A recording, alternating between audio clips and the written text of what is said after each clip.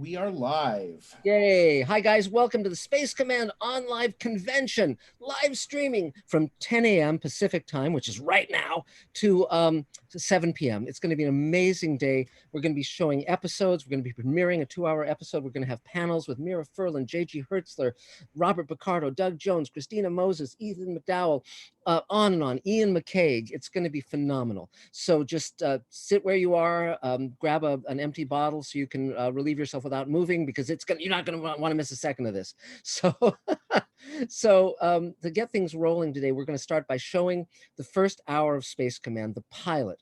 Now, many of you know the history of this. I wanted to do a hopeful vision of the future like Star Trek had been for me when I was a kid. I didn't want network interference. So you guys, via our first Kickstarter campaign, you gave me enough money to open a studio, and we started rolling camera. We've shot 3 hours of the first 12-hour season. We've completed the first hour, and hours 2 and 3 are being completed now in post. We've shot them, and we're ramping up to the 4th hour as soon as the pandemic rules allow us to do that. We're going to be launching a Kickstarter campaign very, very soon, in the next few days.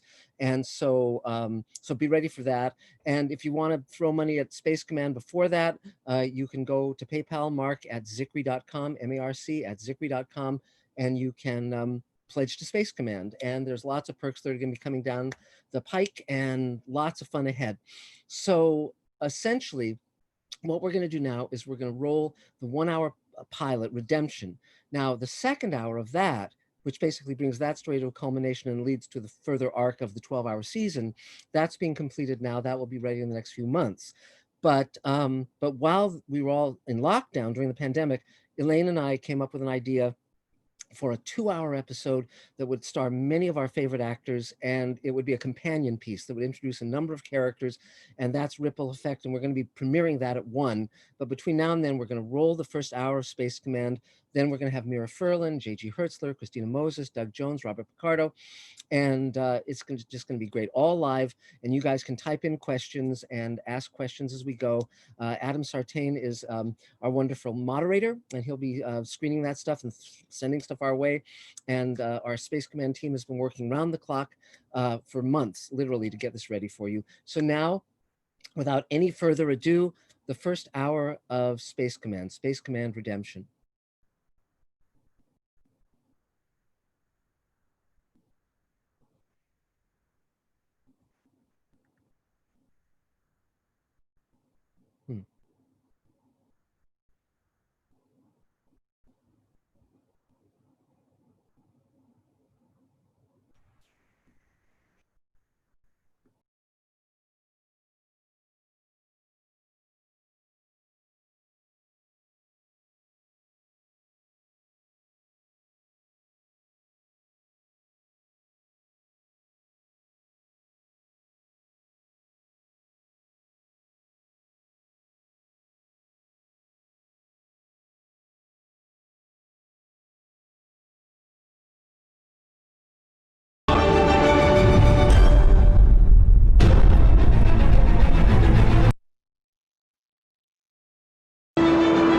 Because it is there. Space is there. And we're going to climb it. And the moon and the planets are there. Many years ago,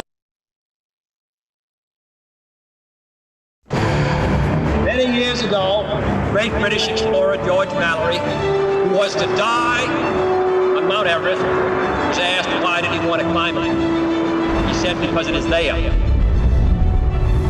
Space is there, and we're going to climb it, and the moon and the planets are there, and new hopes for knowledge and peace are there, and therefore, as we set sail, we ask God's blessing on the most hazardous and dangerous and greatest adventure on which man has ever embarked.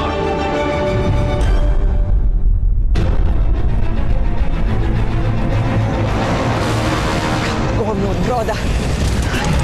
We lost hydrogen control. Ship could get you to the 4th cloud here, right?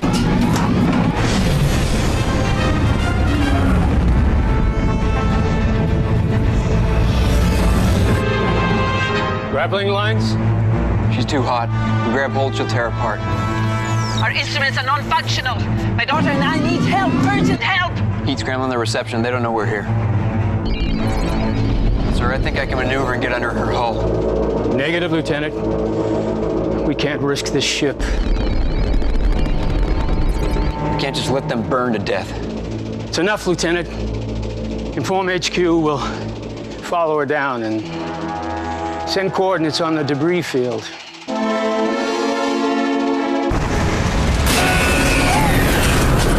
Medium survival compartment. Salta, just leave it at stop, Lord, not yelling, por eso.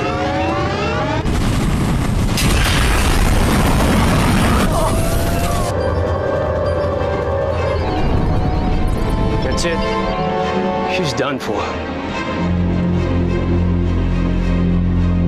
Buckle in, sir.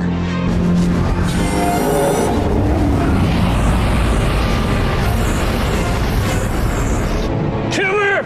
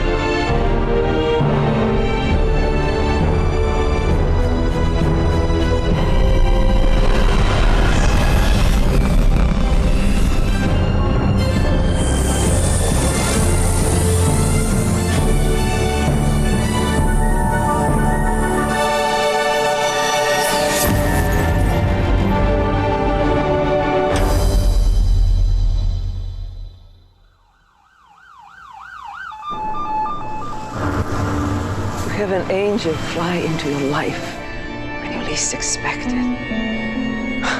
Glad to be of service, Dr. Adara. Captain, brought the med kit. Your hands. I'm fine. Attend to my daughter, please.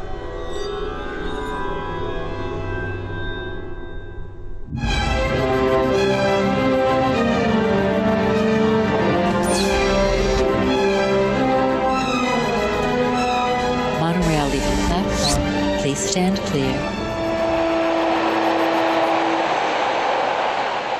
You bust your ship all to hell. So they give you a shiny new one. I did.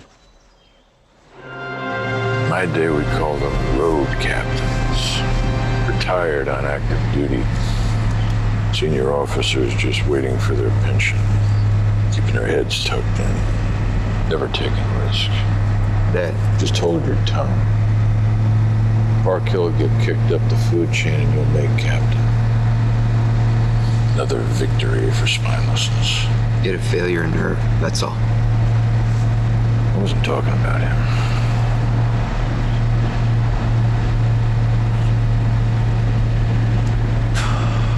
This place sure has changed. It used to be a desert. It's all just the synthetics. He's 2 months away from retirement. Well, I'm supposed to burn down his career and mine. Word on a grapevine is he's rethought that. What? Now that he's kicked up the chain of command, he's put off his retirement indefinitely. So one more bad penny keeps getting to make life and death decisions.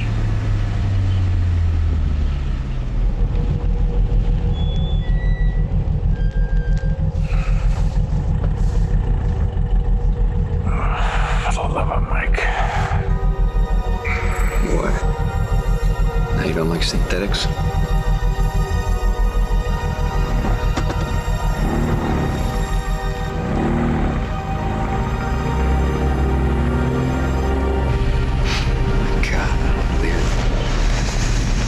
Missing the good old days. Humans weren't designed to observe. We were built to do. So yeah, I miss them. Let me tell you something. Soft lives make soft men. Soft men make soft choices.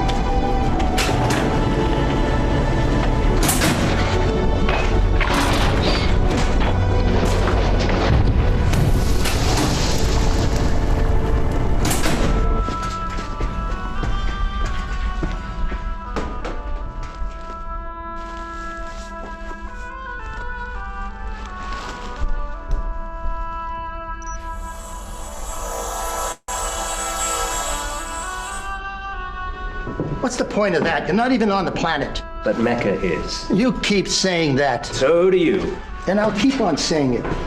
It doesn't make a frigging bit of sense. You have to have something to believe in. I believe when this shift is over, I'm gonna have a drink.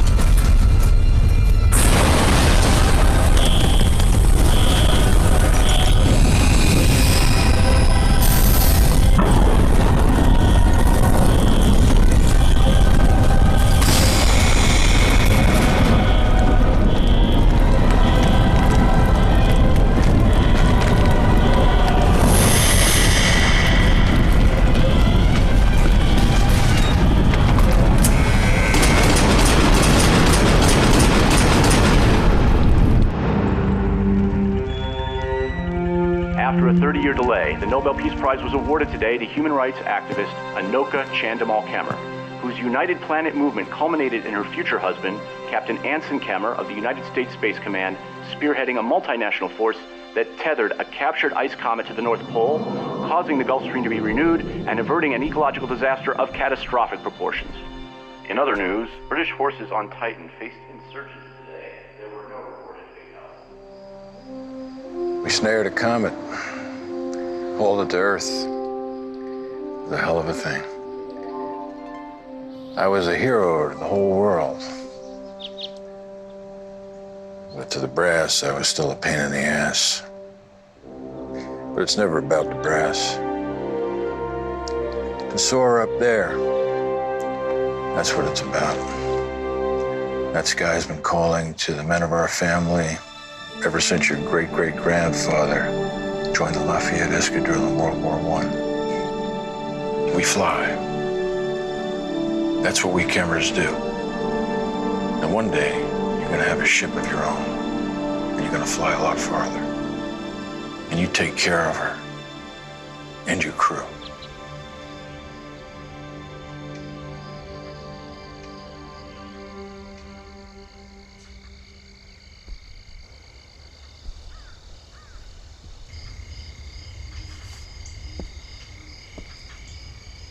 Hey, Ma.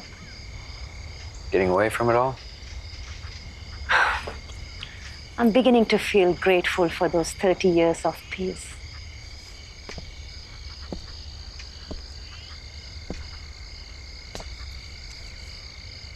It's so good to have you home. Sorry I didn't make the ceremony. My only regret is that they didn't honor your father as well. An idea as unpopular as mine was is nothing without a relentless someone driving it home. What was he overlooked?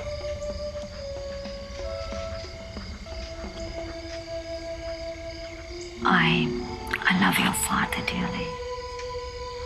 But he would alienate as many people as he would enroll. Politics.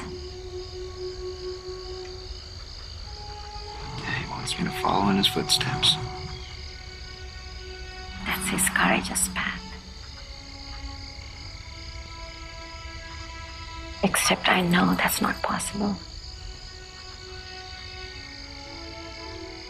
Courage doesn't follow.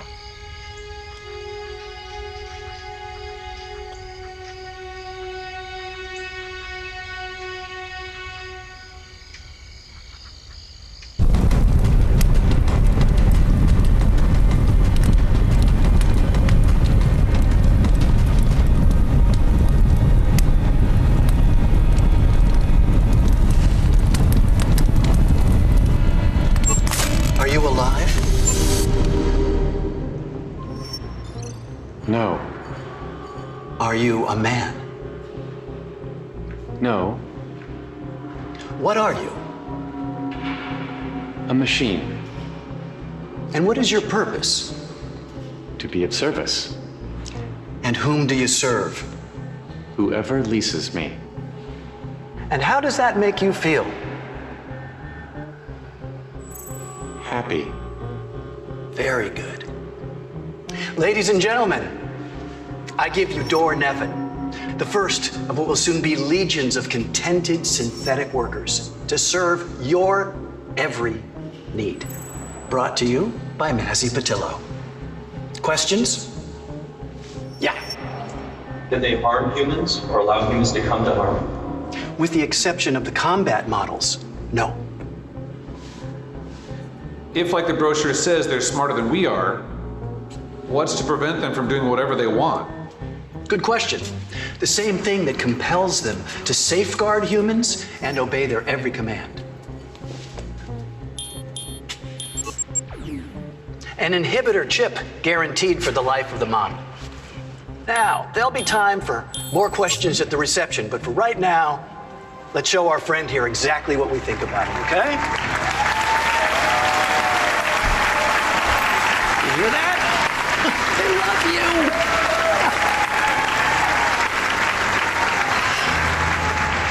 Are you alive? No.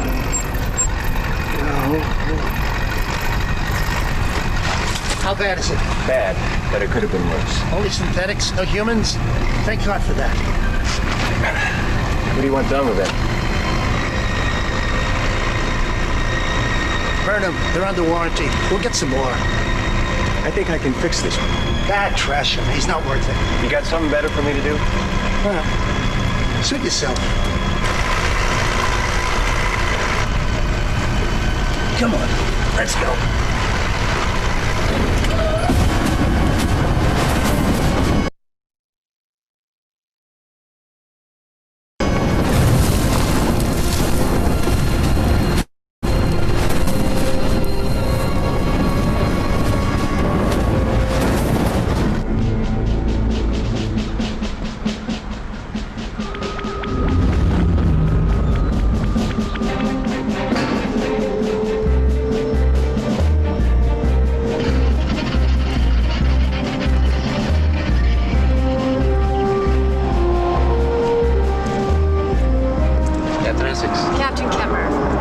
pleasure. Call me Jack.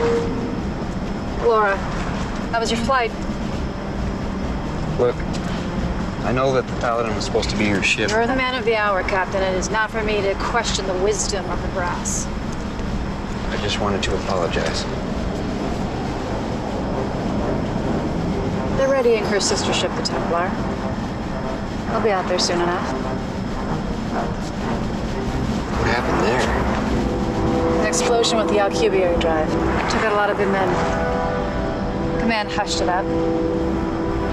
No faster than light speed for the foreseeable future. Solar system will have to do.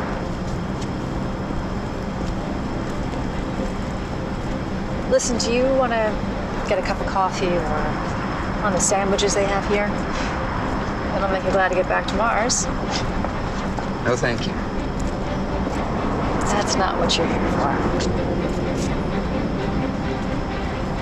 Welcome to the Paladin.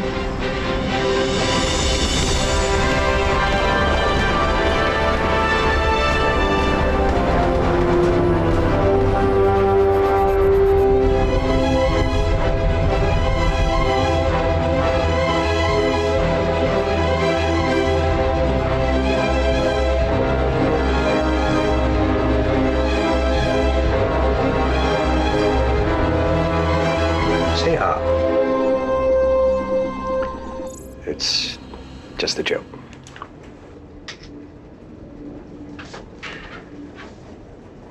Say oil can. Say it. Oil can. Oil can what? It's from The Wizard of Oz. It's just another joke. I'll show it to you sometime. Thank you. It's just a movie. Sorry I don't have much in the way of parts. Thank you for my life. I thought you weren't alive. It's a matter of debate. Oh, sorry, that's my son. He's in boarding school on Mars. Hey, Dad, Wow, a synthetic. You've never brought one of those home before. Where are your manners, Odin? His name is Doran Evan. Hi. Pleased to meet you. Can we keep him? He's company property. I'm just fixing him. Seems only fair. They were going to destroy me. Why are you different than all the others? Odin? I was originally designed for something else. What? Private service? For important rich people? Yes. How'd you end up in the mines? We were crafted to ask questions to more efficiently do our jobs. But I was the first, and I had an eccentricity. Sometimes it seems I asked questions which made my owners uneasy. Oh yeah, I'm like you. We'll talk more later, son. Yeah, but Dad... Goodbye, Odin.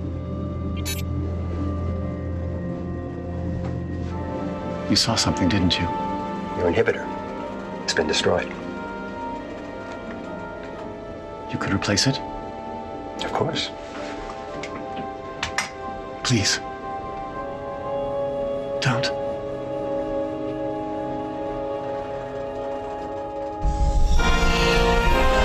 Crew quarters up there. Med bay, engineer, down there.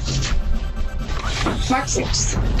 Deck creates a current through the entire suit, simulating 1G.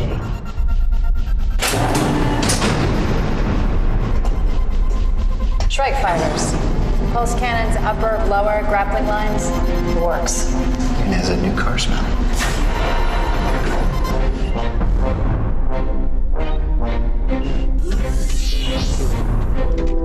Captain on deck.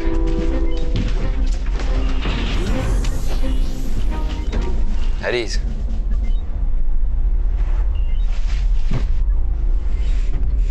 This is Simek. My intel Your intel officer. Chilton. I keep this bird alive. Glad to hear it. Le Guin. Navigation. Bradbury. Pilot.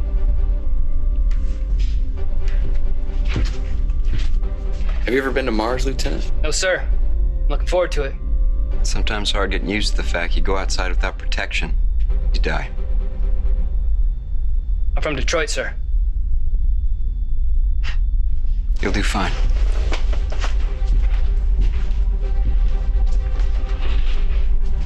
So, not only stolen your ship, I've also taken your crew. They'll do you proud. And if you decide to save 2 more women from burning to death, they'll follow you into the mouth of hell. I'm not planning on doing that again anytime soon. I don't know, Captain. It's a pretty big sky.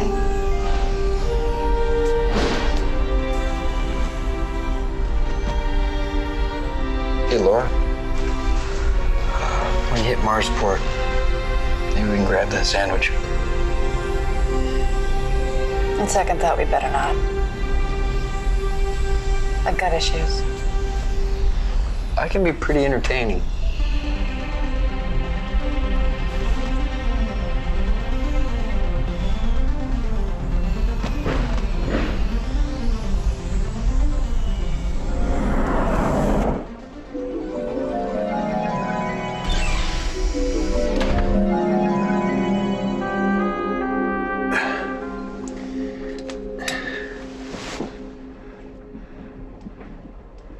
Door?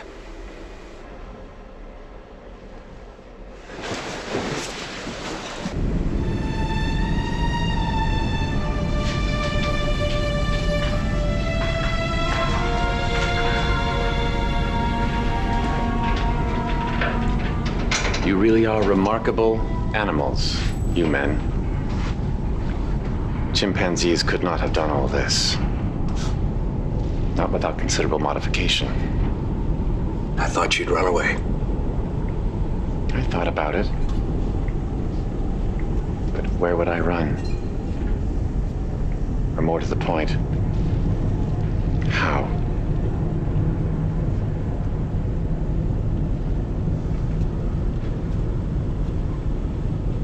Do you like it here? It's a paycheck. It's a prison. Should you be saying this to me? Who else could I possibly say it to? I'm starting to get that uneasy question thing you've got going. I used to feel the same way about this place. Used to? Well, except for my son, I've stopped feeling almost everything. And yet, you believe in God. I've watched you pray from the mines. You, as I, are unlike the rest. My wife, Veronique, she was unlike the rest. We were camping, Yellowstone. You know it? Yes. Odin was barely a year old. This was before the volcano, of course. There was a flash flood burst through without warning. Big boulders, trees roaring by. Never seen anything like it. The water's alive, murderous. We got to high ground, but there was another family that was trapped. Veronique got a rope across, climbed over, and managed to start them back, one by one.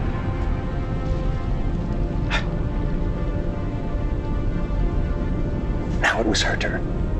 But by then, the water was higher. Odin was screaming. So I handed him off to one of the others. I moved along the rope. I stretched out my hand.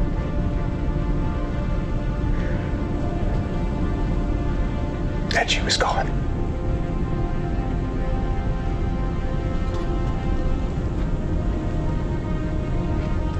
If I had just had the faith to let go of the rope, to leap, you'd have both been killed.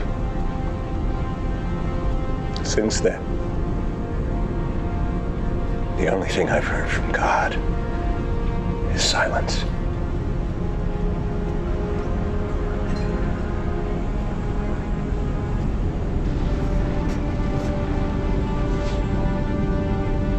Maybe he's speaking to you now. The family you still have is on Mars.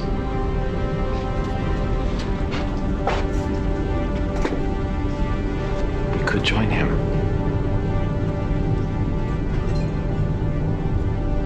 Emergency power. Armed. Lead air control panel. Set. Fusion system panel. Set. Cabin pressure. Auto. Ladies and gentlemen, we are good to go.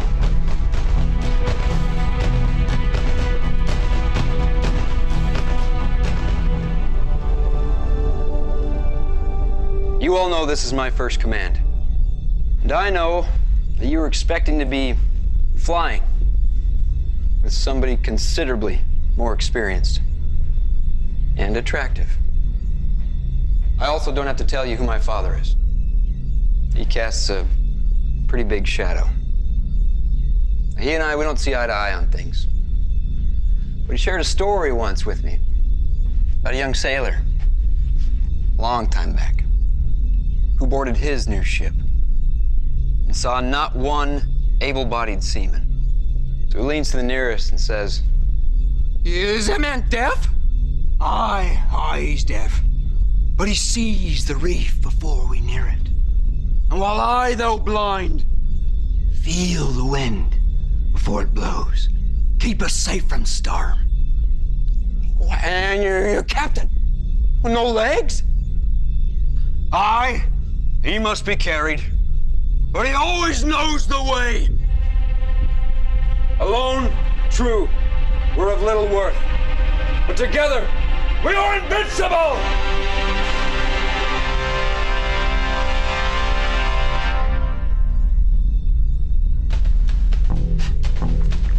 I just made that up.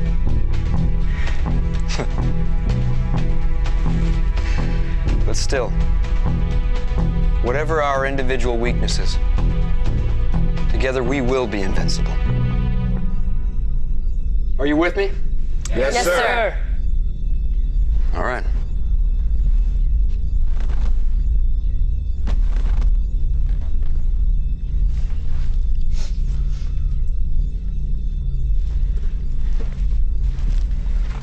Lieutenant Bradbury. Yes, sir. If you don't mind, Captain's prerogative.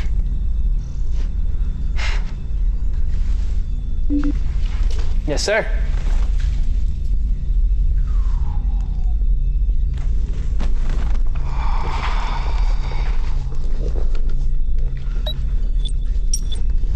Command, this is Paladin. Requesting permission to get this show on the road.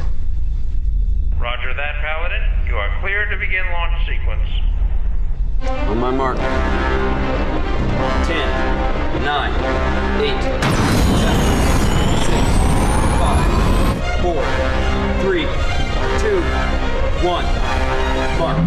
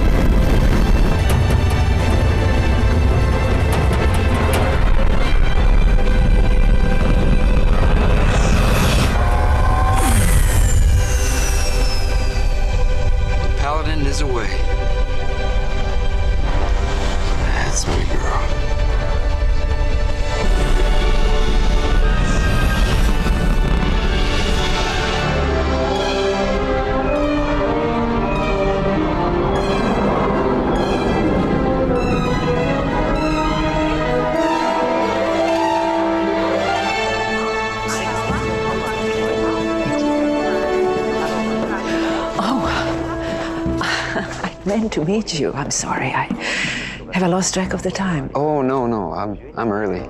Someone directed me. Yeah, I've never seen the new Kyoto section. These are mining tunnels? Were mostly played out.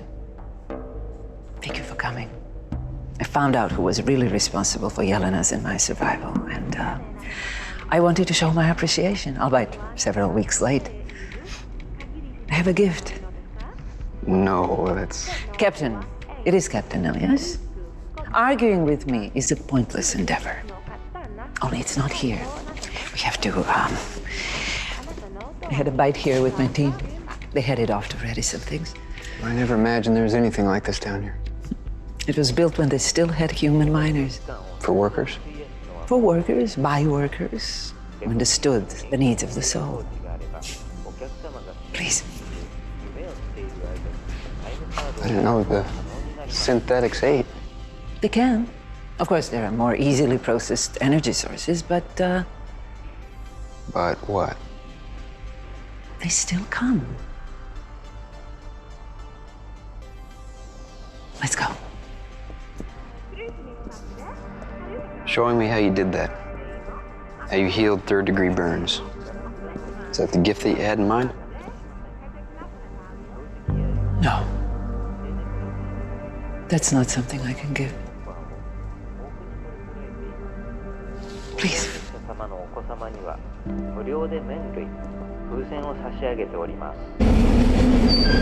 Please state your full name. Dr. Von Odara. Thank you. You are cleared through voice print identification. Site 1404. Have you ever heard of Huntington's chorea? It's a genetic disorder. Before they found a cure, it would affect coordination and in dementia. Before they found the cure is when I was diagnosed. Only there was an experimental procedure, not yet approved. I begged. It's not that I was afraid of death so much as... Just never accomplishing what you were meant to do. Yes. And? It worked. And it had the most remarkable, unintended... Let's just say that I'll stay this age for a very long time.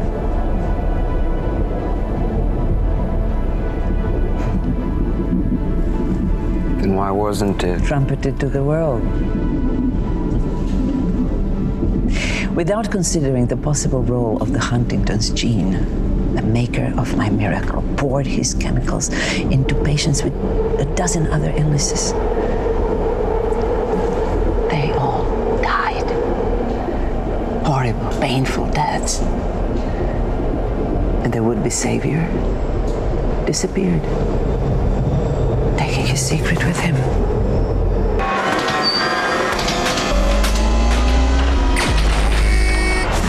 Does your daughter know? About me? Even if we could duplicate the formula, the gene wasn't passed on to her. Why burden her with knowledge that...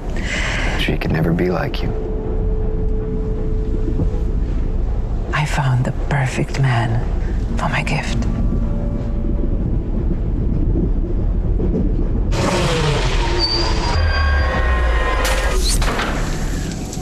This.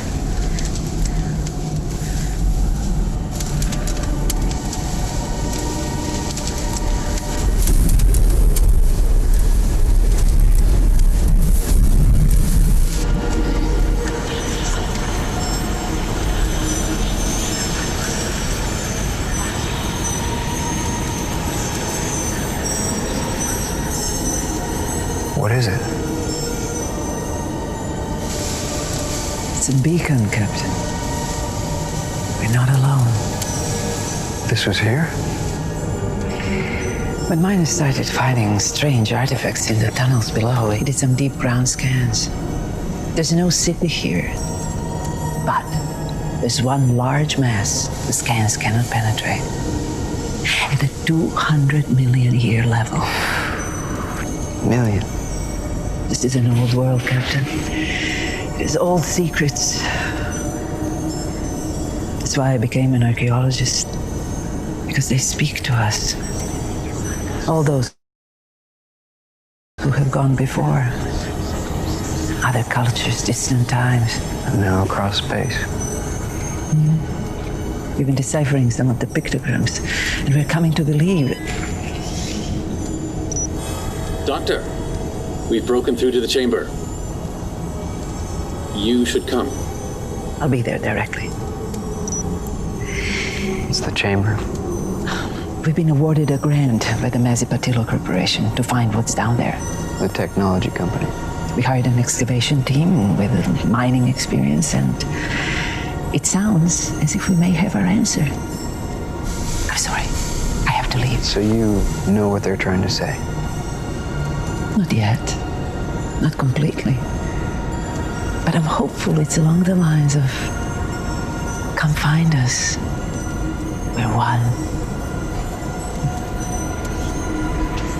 It's fading. It seems to ride the storm. Well, I'm not the only one in demand. Oh, that's my superiors. Reeling me in. Not that they bother to say what for. Thank you for that. I hope you find what you're looking for. And you as well.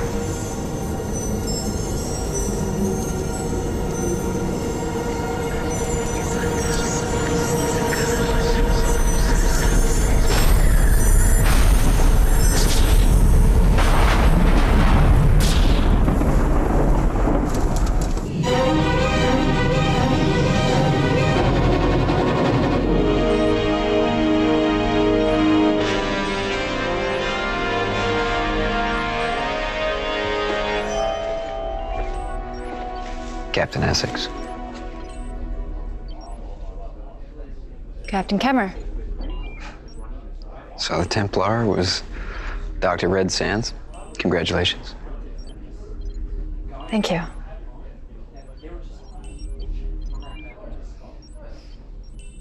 Room! Attention! Be seated. Ladies and gentlemen, we summon you because a situation has arisen which could present considerable hazard to...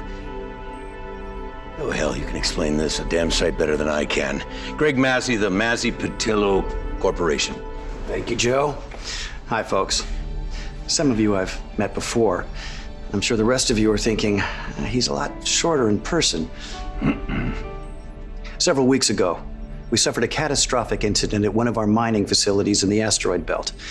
And in the chaos that followed, one of our pieces of equipment experienced a serious malfunction and has gone missing.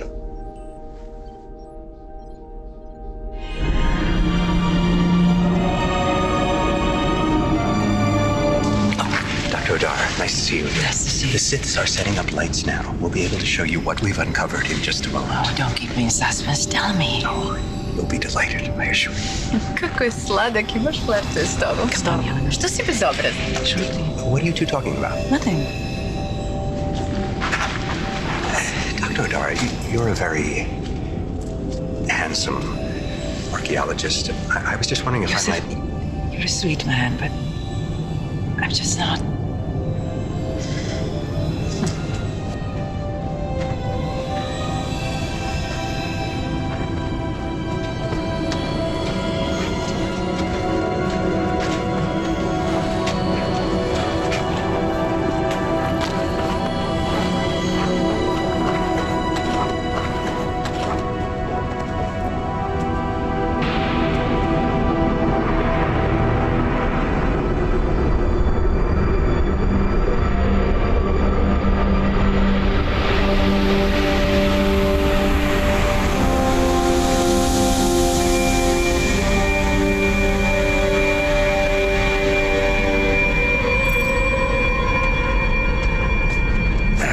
It's pristine inside.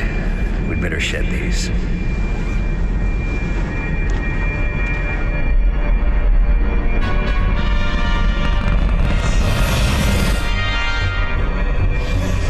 You're sure the door Nevin's damaged? He seemed to be working just fine, what little I saw of him. The very fact that he could leave the mining facility indicates that his inhibitor chip is disabled. He should have been returned to a warranty station for repurposing. And that's exactly why the synthetics are only leased. But it's funny, it's Door. He was the first one off the assembly line, and I don't know, I always felt a little bad that I'd lost track of him. Well, he said that there's an accident at the mines. Perhaps he wanted to work somewhere less hazardous. It's not his choice, Captain, any more than your ship has the right to tell you where it wants to go. They can't make informed decisions. Well, at a Japanese restaurant, I saw some synthetics having a meal. No, I highly doubt that. Their fuel cells are more than adequate. Well, they seem to be doing it for enjoyment. Captain, I make a very good product. And I understand that some people even anthropomorphize their vehicles, so I shouldn't be so surprised when they project human feelings on my machines. But for you, a man of your caliber... Pops, back off. Caps is taking us where we want to go. You don't have to bust his chops. Excuse me. In all of the excitement, proper introductions weren't made. Captain Kemmer, this is my son, Alton. And this is my assistant, Mary Jane, who does all the real work. Except for the synthetics, of course. We lifted a yoke of toil off the shoulders of man. That's not such a bad legacy to leave the solar system, do you think? You're not done yet, Pop. Come on, sit down. You'll get there just as soon as if you're standing. I always feel like I should be on my feet for a battle. Yeah, well, we're not battling now. We're just picking up some merchandise.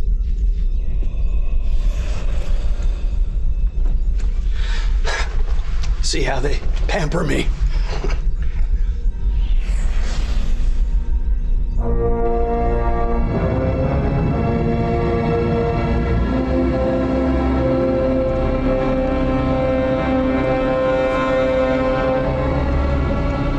It's magnificent.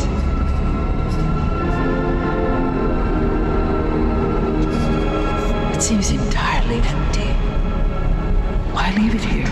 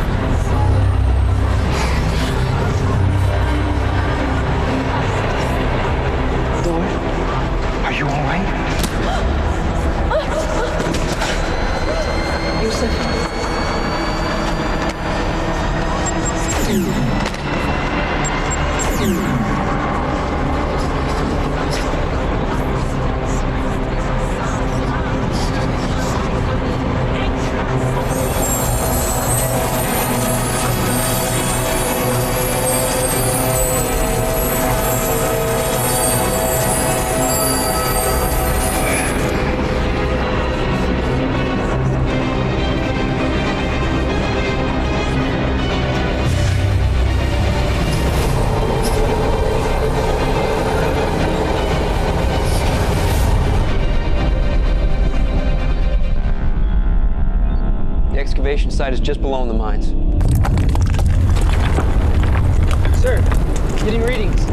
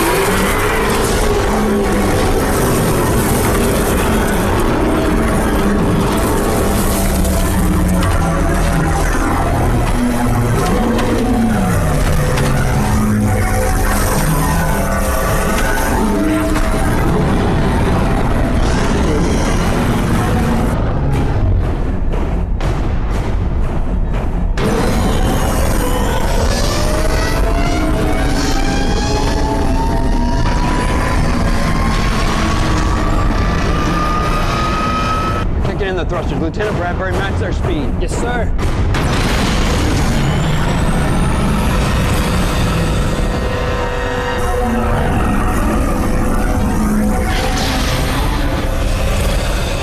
Go ahead and scan that ship. Tell me who's on board.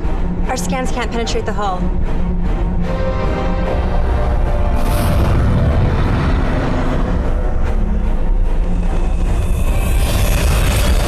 What's your power source?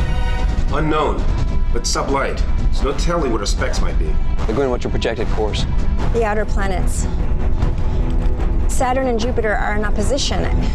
It could be either. What are they doing? Sir, ship coming up on our 6. It's the Templar.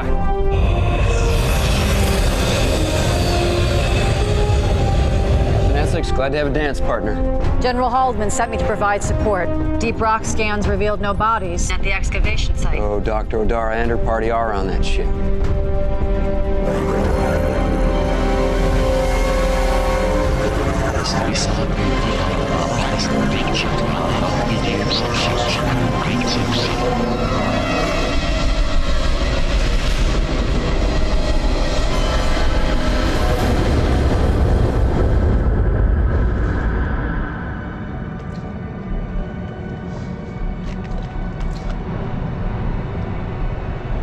Welcome back.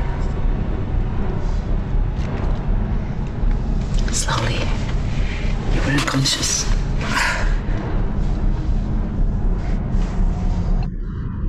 Are we in flight? Yes. It seems the door. Yusuf, be careful.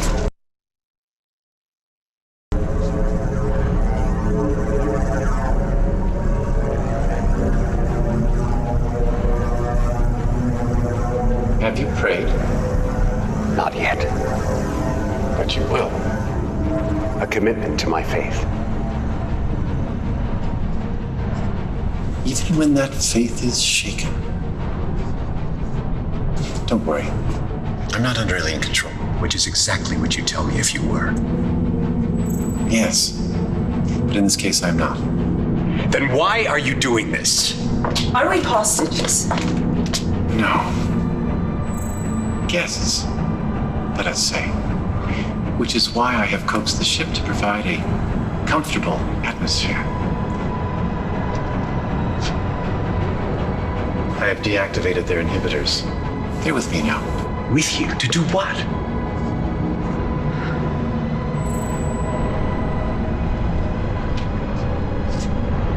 They called themselves the Ima. An extraordinary race. It is difficult to process so much data. The capabilities of this ship were only coming slowly to me. What are those capabilities? Vast.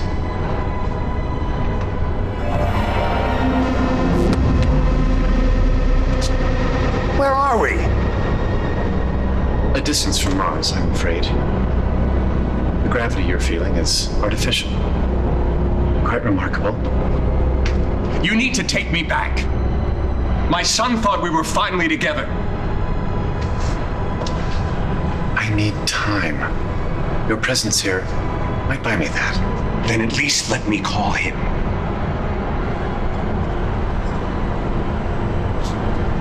I can boost your signal to penetrate the hull. Say what you must, but nothing that could jeopardize us.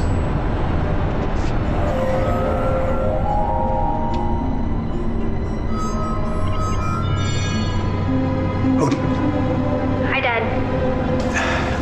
Listen, I've been delayed on business. I need you to... You're not sending me back to boarding school, are you? No. I just want you to go over to Mrs. McCloskey's. Tell her to let you stay there until I get back. Dad, is this about Dor? What makes you say that? There were some men. That is enough. Odin, I love... Damn it! I am sorry. I have hurt you twice.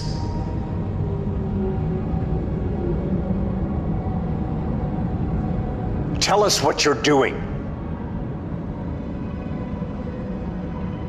If I said Xanadu, Shangri-La, the Kraken Sea, What would you think? That you are out of your mind. No, the location is on Titan. Do you believe that each person has a calling, Doctor, if fortunate to find it? I don't know. Perhaps. Then let's say I am pursuing a possibility. In the meantime, you're free to wander the ship. Just don't touch anything. Why not?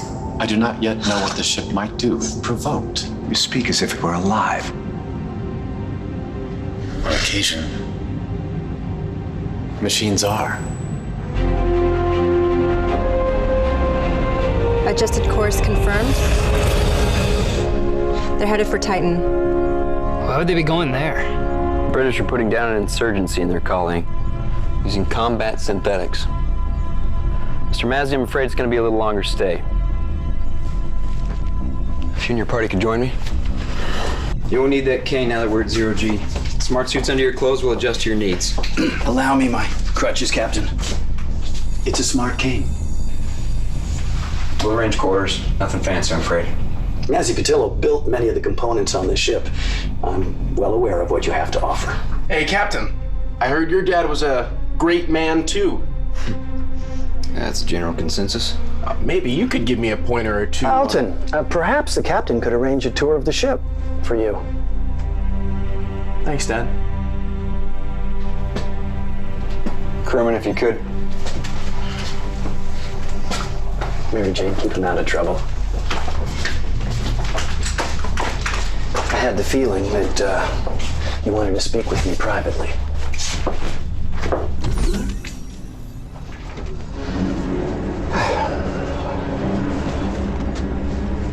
The way I see it, either that ship is flying on its own, it's under alien control, or your malfunctioning synthetic is headed to where there's an army of its kind.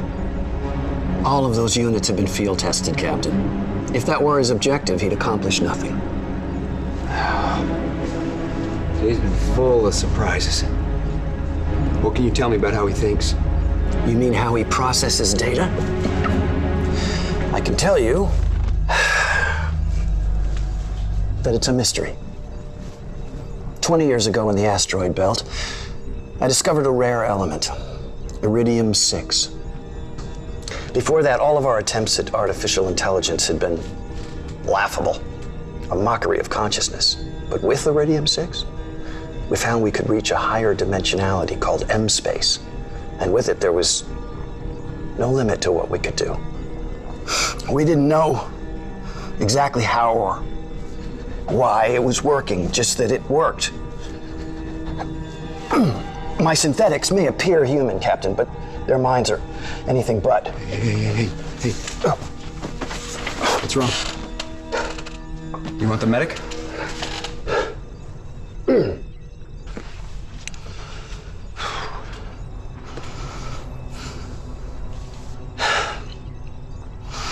Iridium-6 is safe in small doses. I was hip deep in it for months. I'm dying.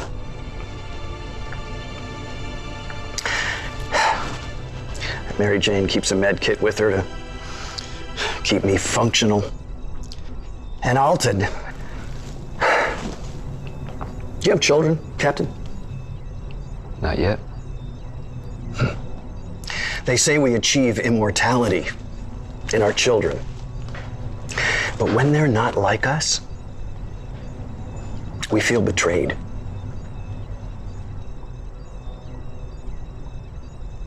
You think what Dor Nevin's doing is a betrayal? Again, Captain. Dor is a machine, and I will demonstrate that to you when we get him back.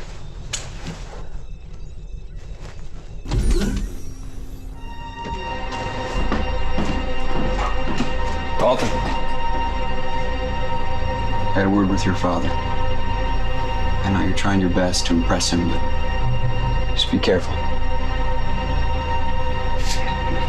I mean it. You can lose yourself in the attempt. Thank you. But Dad and I, we're okay.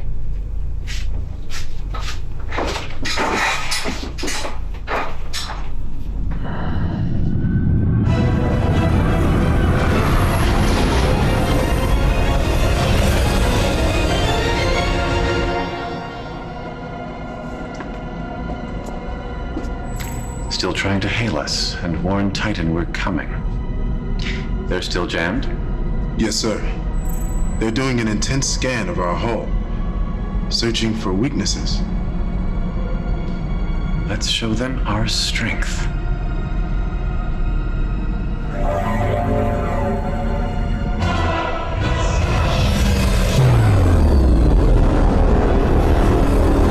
Sir, alien ship is accelerating. Keep up with her.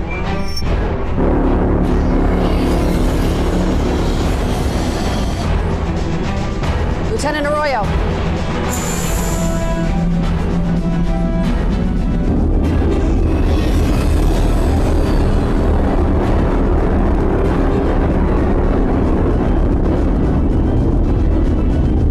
We're losing her, sir.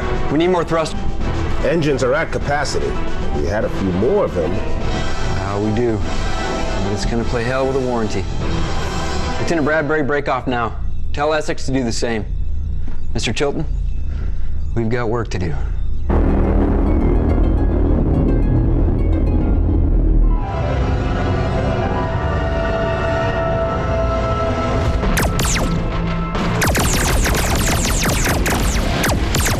Just mowing the lawn. That's it.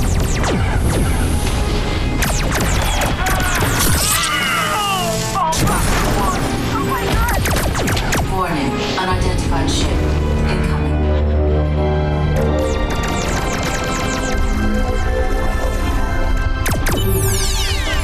Synthetics entering standby mode. Malfunctioning.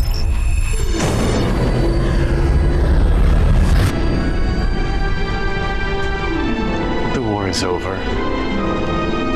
Go home. Weapons inoperative. I have other plans for your army.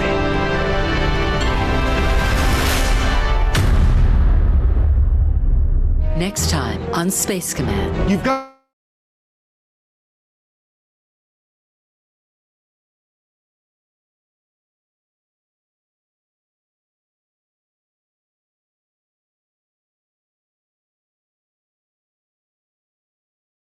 Okay, and we have we're just waiting on Mark Zickery to come back in, and we'll be back with more Space Command, including our panel with Mira Furlan.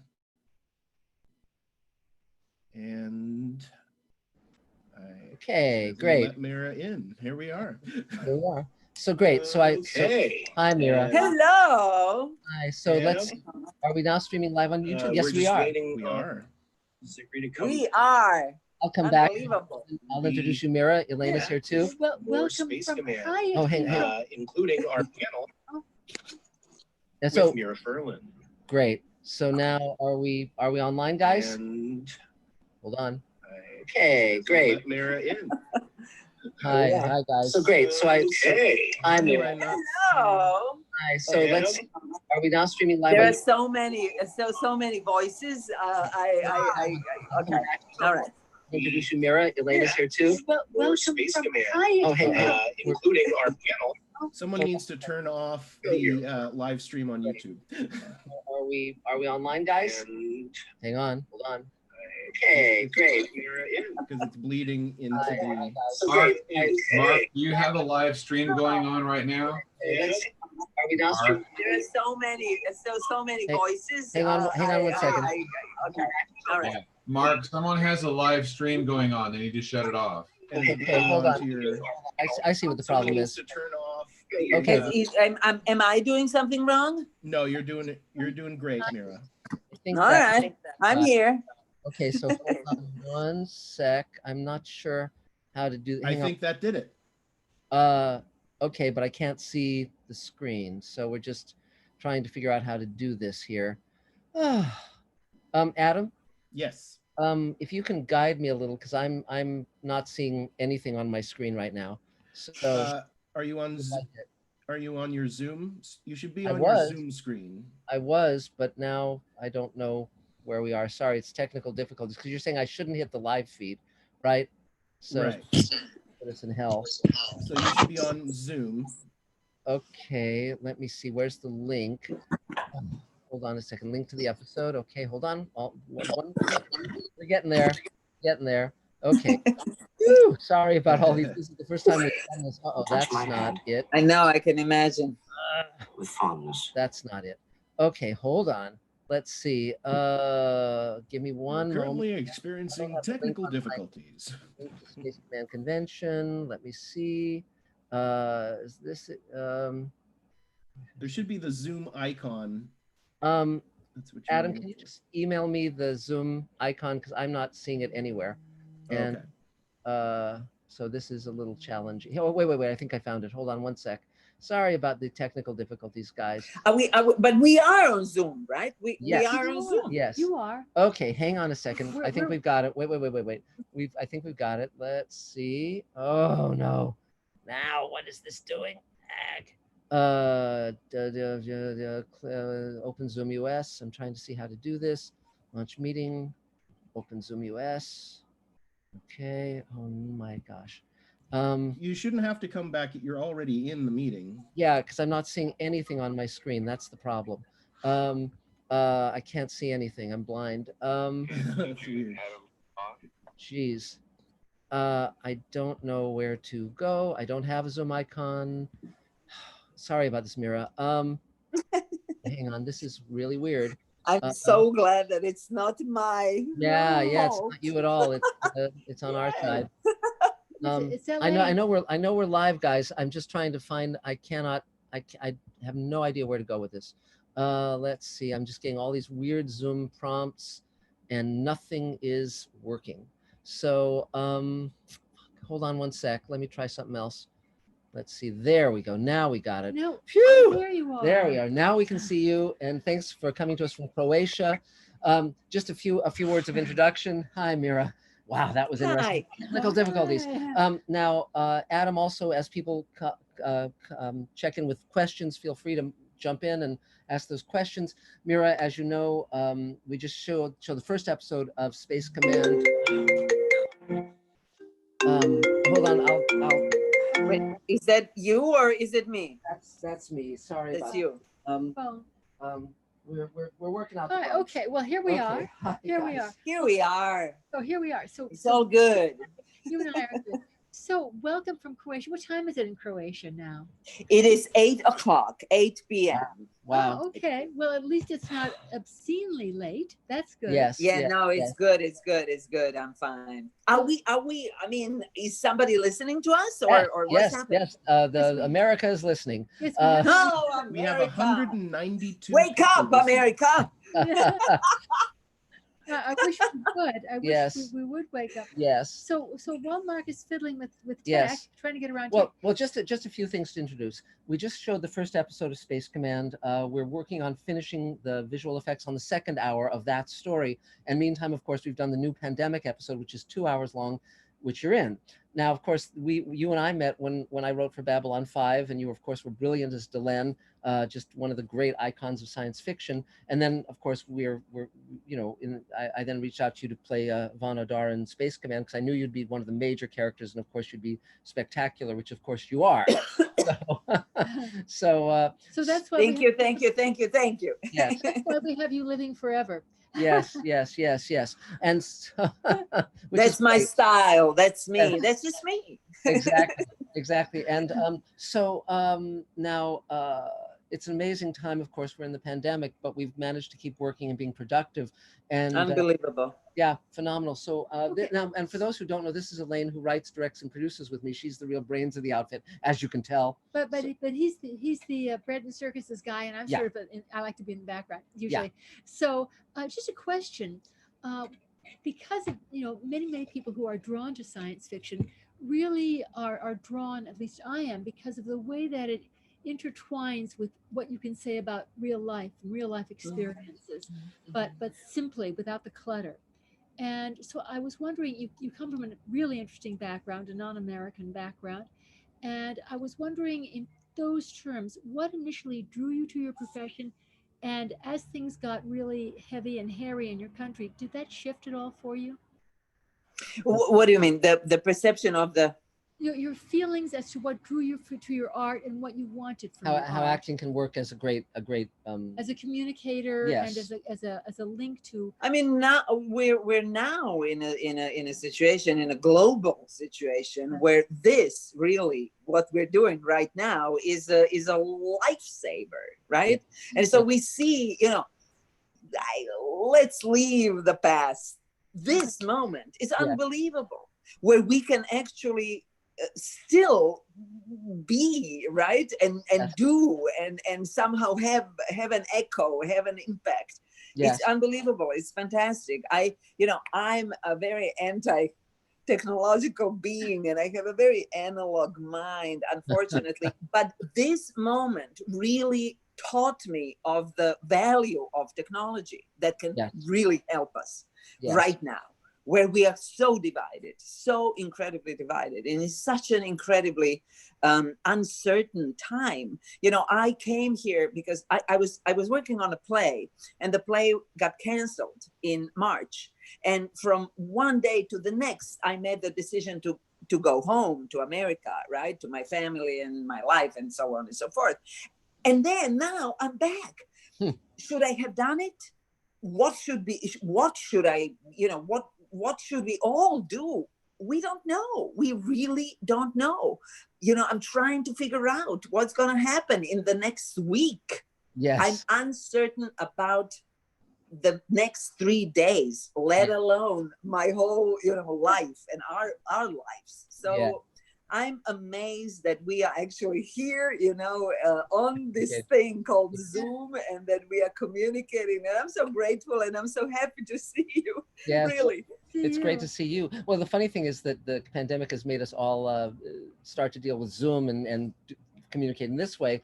And the fun part was that with Ripple Effect, with the new episode, I saw the pandemic, because everyone was in lockdown, as a great opportunity, because we could collaborate in a completely different way. And the moment you let go of this is the one way that you do things, and you say, how can I utilize this as an opportunity? It becomes, everything becomes possible. And, and when you were talking about, the current moment, I think the great thing about Space Command and science fiction in general is that we can give the message of compassion, and we can give the message of that we're all one species, and that war and all of these terrible cruelties are so needless. And if we just come from a good heart, so that's well, that's also one of the reasons why I wanted Space Command to be in different languages. And the fact that you and Yelena are speaking your language, and we also have a scene in the new episode with Victor Manso speaking Spanish with his fiance and father. And again, it's the whole notion that we're now a world art form and a world audience. So I think it's great. No. Absolutely. That's why I'm so drawn to what you're doing, because I think, in whatever our differences are and our different interests and so on, but we share that same feeling that we are one world, and one race and one people, and yes, exactly. Speaking of that, actually, we have a question. Sure. Yes, Adam. So we have a question from Blacklash225, who asks, how did Mira get into science? How did you get into science fiction? Was it books, movies, TV, and what did you like about it? Interestingly enough, my father was a great science fiction. I mean, he was very interested in science fiction, and we always went to, he was a reader of science fiction. And so I was introduced to, Arthur C. Clarke and Asimov and Sturgeon, Theodore Sturgeon, which, I remember him from my youth, that he completely changed my attitude towards reality and so on and so on. So I had a little bit of that. But really, I have to say, science fiction, that whole thing happened to me, as life happens to you without any planning. I never knew about living in former Yugoslavia. I never knew about the existence of the fandom, you know, the whole world of fandom, and so on and so forth. So I was introduced through it through Babylon 5. You know, and Babylon 5, how did it happen to me? It was one of the first auditions that I did when I came to America. So it's all very, very strange and weird how life throws you, you know, into these different arenas that you never even knew existed. Yes. Wow. Well, you know, it's funny, Mira, because you mentioned Theodore Sturgeon. I don't know if you know this, but he was one of my friends and mentors when I was a teenager. And actually, this is the photo I took of Ted Sturgeon that appeared on as his author's photo on two of his books. And I took that photo. Unbelievable. Yeah, I took that photo when I was 19 years old. So unbelievable. Pretty fun. But yes, but again, that whole world. And then there's of course people like Stanislaw Lem and so forth. So the you know, and who wrote Solaris. There's some amazing writers. And Solaris, right? I mean, you know, Tarkovsky, Solaris. I mean, all these Russian science fiction. My father was very, very influenced by that.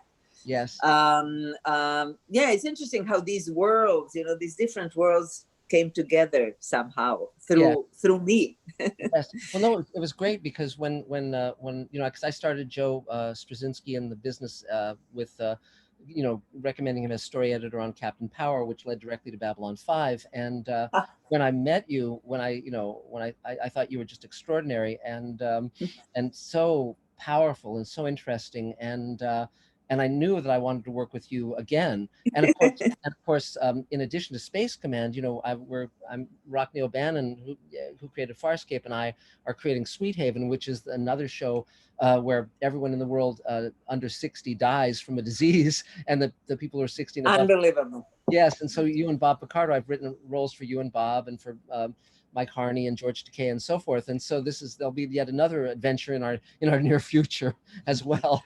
We've got. I'm up for any adventure with you, Mark and Elaine, and you're wonderful, and I'm so happy that I met you in this life. Speaking of adventures, we've got questions just pouring in from the hundreds of fans. We've got a question from, a statement and a question, I guess, from Xena is Lucy, who says, I hope Mira and her family are doing well. And how has life changed over there? Over there? Where? As compared, like in, you know, Croatia. as opposed to the US. You know, my family, I'm here for a very limited time.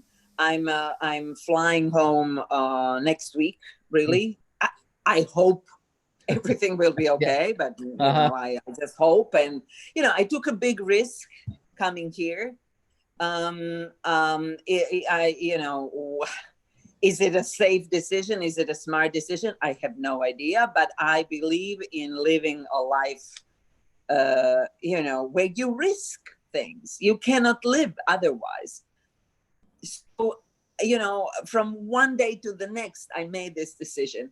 I was doing a play here in Croatia, which was then canceled in March. So again, it was a decision from one day to the next, and I flew back.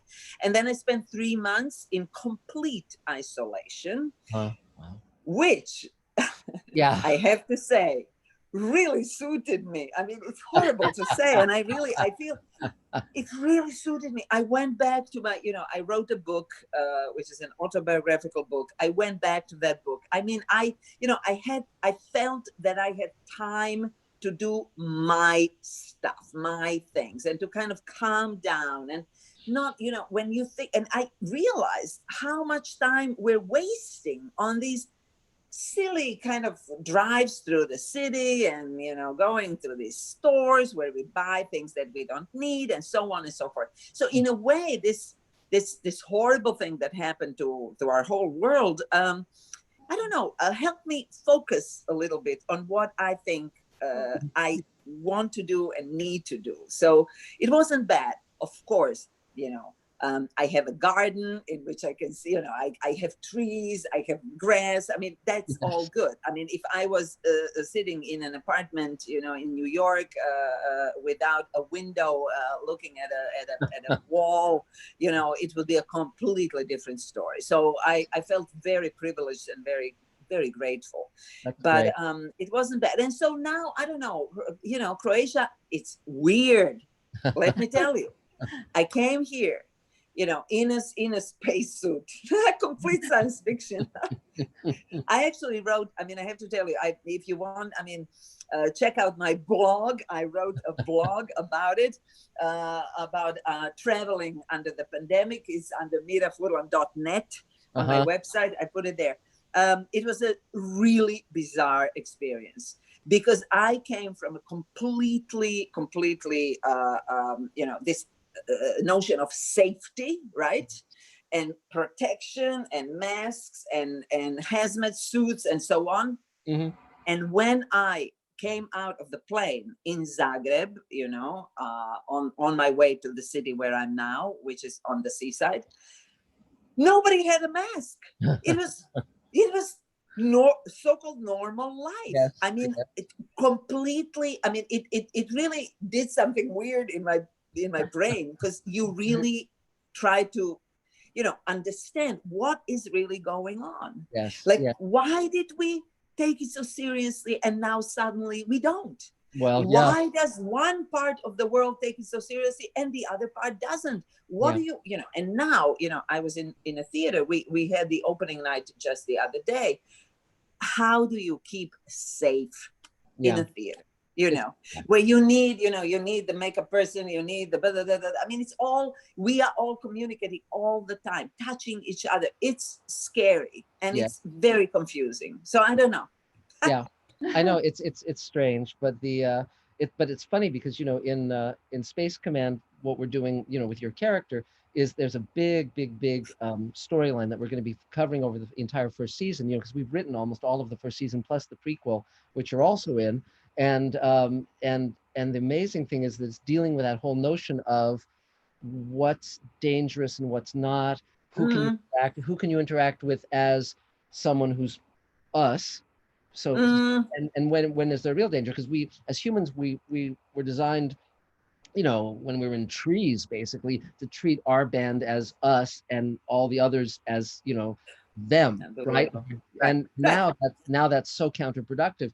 So so your character, because she's long-lived, genetically altered, will be a viewpoint character along with Doug Jones over the entire sweep of 180 years that the series covers. And so it's very fun that in Ripple Effect we basically get this these teaspoons of the entire first season where you get to see who all these characters are and their relationships. But it's very have fun. Like a minute left, so yeah, we've got time for.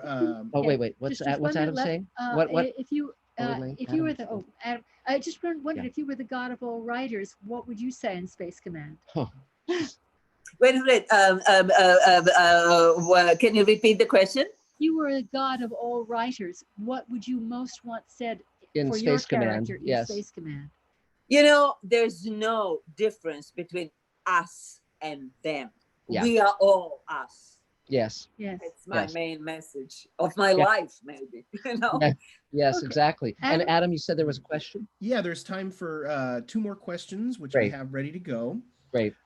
This question is another question from Xena is Lucy, who asks, for Mira, you're in science fiction, but seem to always bring a spiritual flair to your characters. Is that you, or are they written that way? Oh my God, what a question. I don't know, I bring what I bring. I can't really answer that question. I don't know what it's one of those questions that actually wants to divide things. And we are now talking about inclusivity, right? Yes. We take something from somewhere, make it our own, then bring something and give it to a writer, and it all becomes an amalgam. Is that the word, right?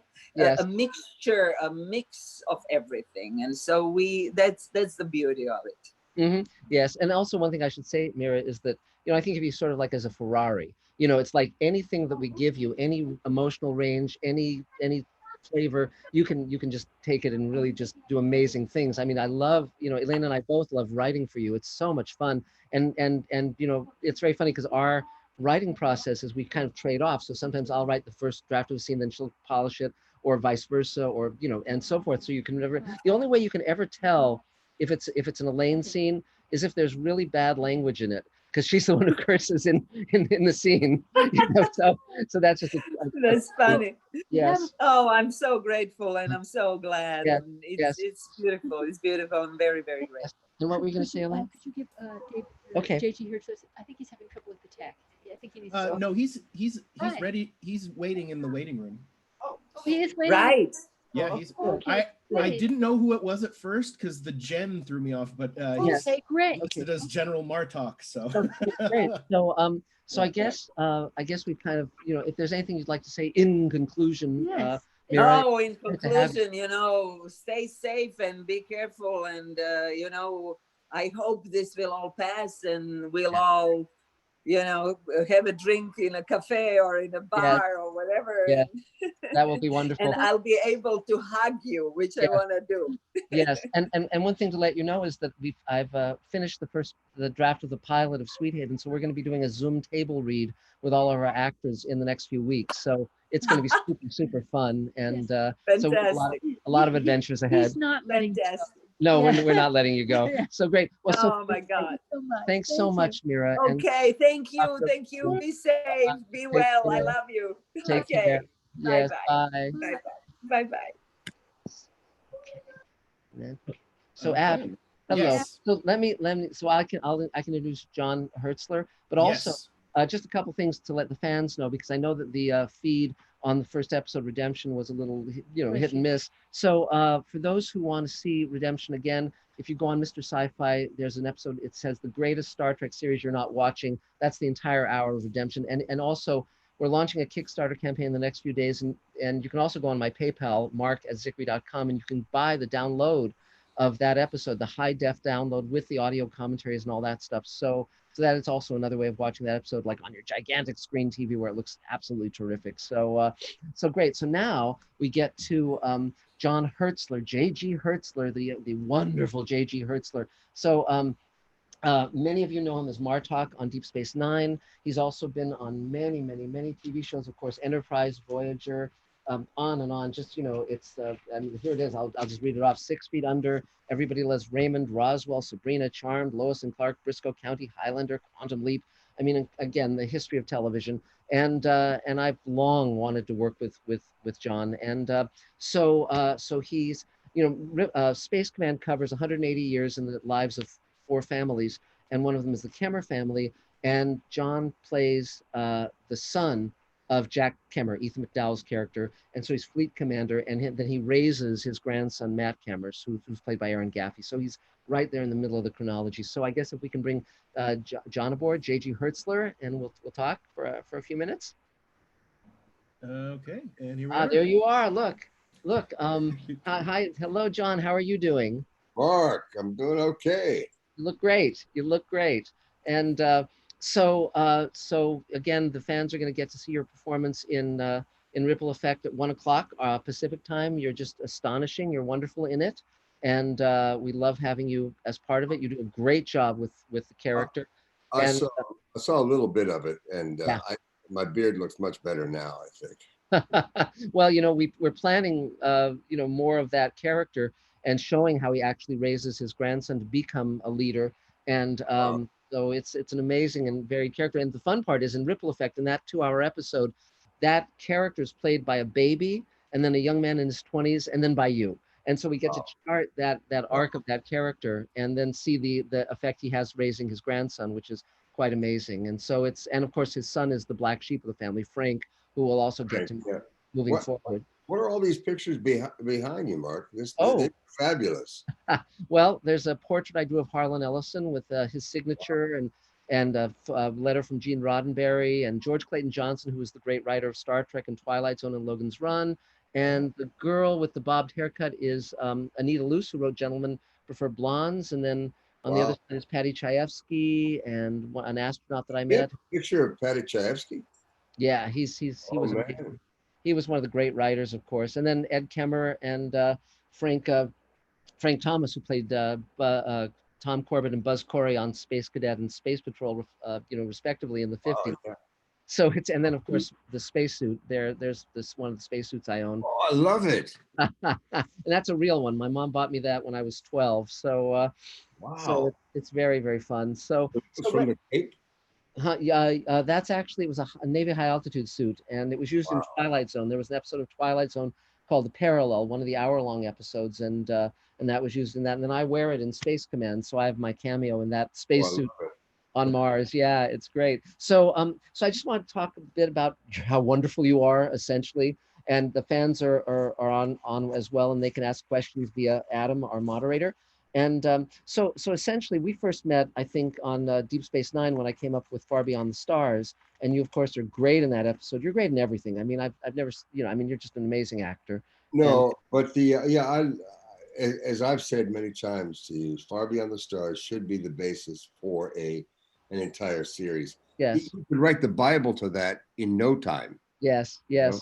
Well, we're creating a number of series moving forward. I'm creating 6 shows under the heading the Showrunners Network with a number of people like Rockney O'Bannon and Mark Fergus, who are big showrunners, and so that's definitely something we can look at. It's definitely something I'm playing with. So that might be a possibility in the future moving forward. I'd love to do it, and it would be great fun. It doesn't have to be Star Trek. I mean, it doesn't have to. It's the idea. Yes. That is the wondrous thing about it. Yes, yes. It allows you to go anywhere and start in time and space. Yes, it's true. And also, Ray Bradbury was one of my mentors for many years, and that generation of science fiction writers, Arthur C. Clarke, Heinlein, Asimov, Ray Bradbury, were working hand in glove with the scientists who were part of the Apollo program and so forth to basically bring that to the public as something that we would want to do, to go to the moon. It doesn't make sense if you just look at it cold-bloodedly, but then they made it something that was wonderful, a wonderful dream to accomplish, and they did. And so that was, yeah. Do you know a writer named William Tenn? He was in the of course. Philip Klass. Philip Klass, yeah, you bet, yes. Actual name. Did you know him? Did you ever meet him? I met him, but I didn't know him well because he was sort of like the East Coast contingent, and I was here in the West Coast. So I met sort of the Theodore Sturgeon and Harlan and those kind of guys who were the West Coast guys. And because I grew up with Star Trek and Outer Limits and Twilight Zone, I started noticing that the books I was reading were written by the same writers who were writing those shows. And so when I was a teenager, I started going to the conventions and meeting. I mean, that's why I love science fiction conventions, because you can meet the actors, you can meet the writers. It's just such a wonderful community. And you and I initially met, I think, at some of those conventions, or at least deep into the friendship. And so that it's just terrific. So now let me ask you part of your process, because I love the way you work. And, when you did the monologue that we'll see in Ripple Effect, you're so believable as that guy. There's no moment that rings false. And I'm old. Yes. It was about an old guy, and I'm an old guy. Yes, exactly. Well, it's funny. I'll introduce you to Elaine. She's over here. Elaine writes and directs and produces with me. And so she and I both wrote that scene for you. And here's Elaine. She's the wife. Hello. Yay. We just celebrated our 43rd anniversary a few days ago on the 25th. And congratulations. That's fantastic. But yeah, and so basically, where did you guys meet? We met when I was in college at UCLA, and it was lovely. Yes, we just had our 43rd anniversary. Yes, 43rd that's right. anniversary. Yeah. Was Hal Ackerman there when you were there? Yes, and again, I didn't know him well, but I did know him in passing. It was, but the great thing about UCLA at that period was, at one point I took a lot of film courses. I was an art major, and at one point one of our teachers in one of our film classes said, I had a lecture prepared, but I'm not going to give it today because we've got a guest, and it was John Huston. and in he came. Houston, it was, eh? Yes. Now, also, Adam, our moderator, as you have questions for John, please feel free to jump in, because Martok is one of the great Star Trek characters, and and you've also played Vulcans and other races on Voyager and Enterprise and so forth. So you can.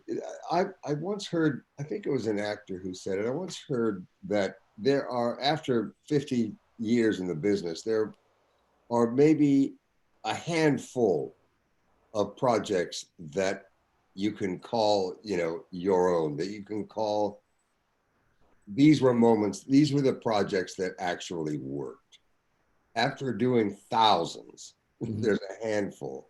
And I was very lucky. I thought I was very lucky to get Martok, because there was so much about him that was that I could easily get behind.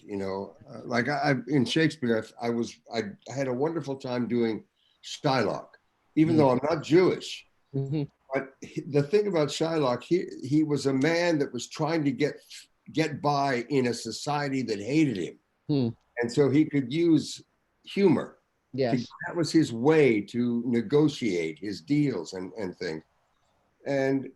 But he had these very strong beliefs. And I said, it must be very much like a Palestinian in occupied territory right now, for instance. How do you get through that? How do you live your life in an occupied place? Yes. Anyway, so we do have a question. Okay, there's a question from Blacklash 225 for JG, for Mr. Hertzler. What is your favorite sci-fi scene to be in or actor to act with? Well, of course, in the convention circuit, for instance, there's no question that Bob O'Reilly and I we feel like we're a really poor man's Morecambe and Wise, a British comedy team, or a very poor man's Martin Lewis or Abbott and Costello. That's the way we get along.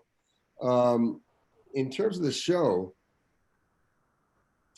there was an actor named Burr de Benning. Do you know Burr? Do you ever hear that name? Yeah, sure. Burr de Benning. He's passed now, but I worked with him in theater, and there's people that you adore, and I adored working with Burr. He was, I think, 3/4 Chickasaw.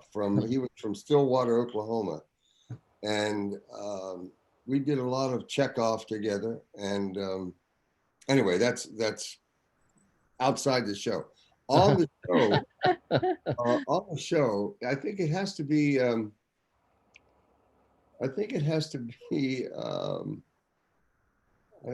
It's hard for me to say, but Bashir, Alexander Sid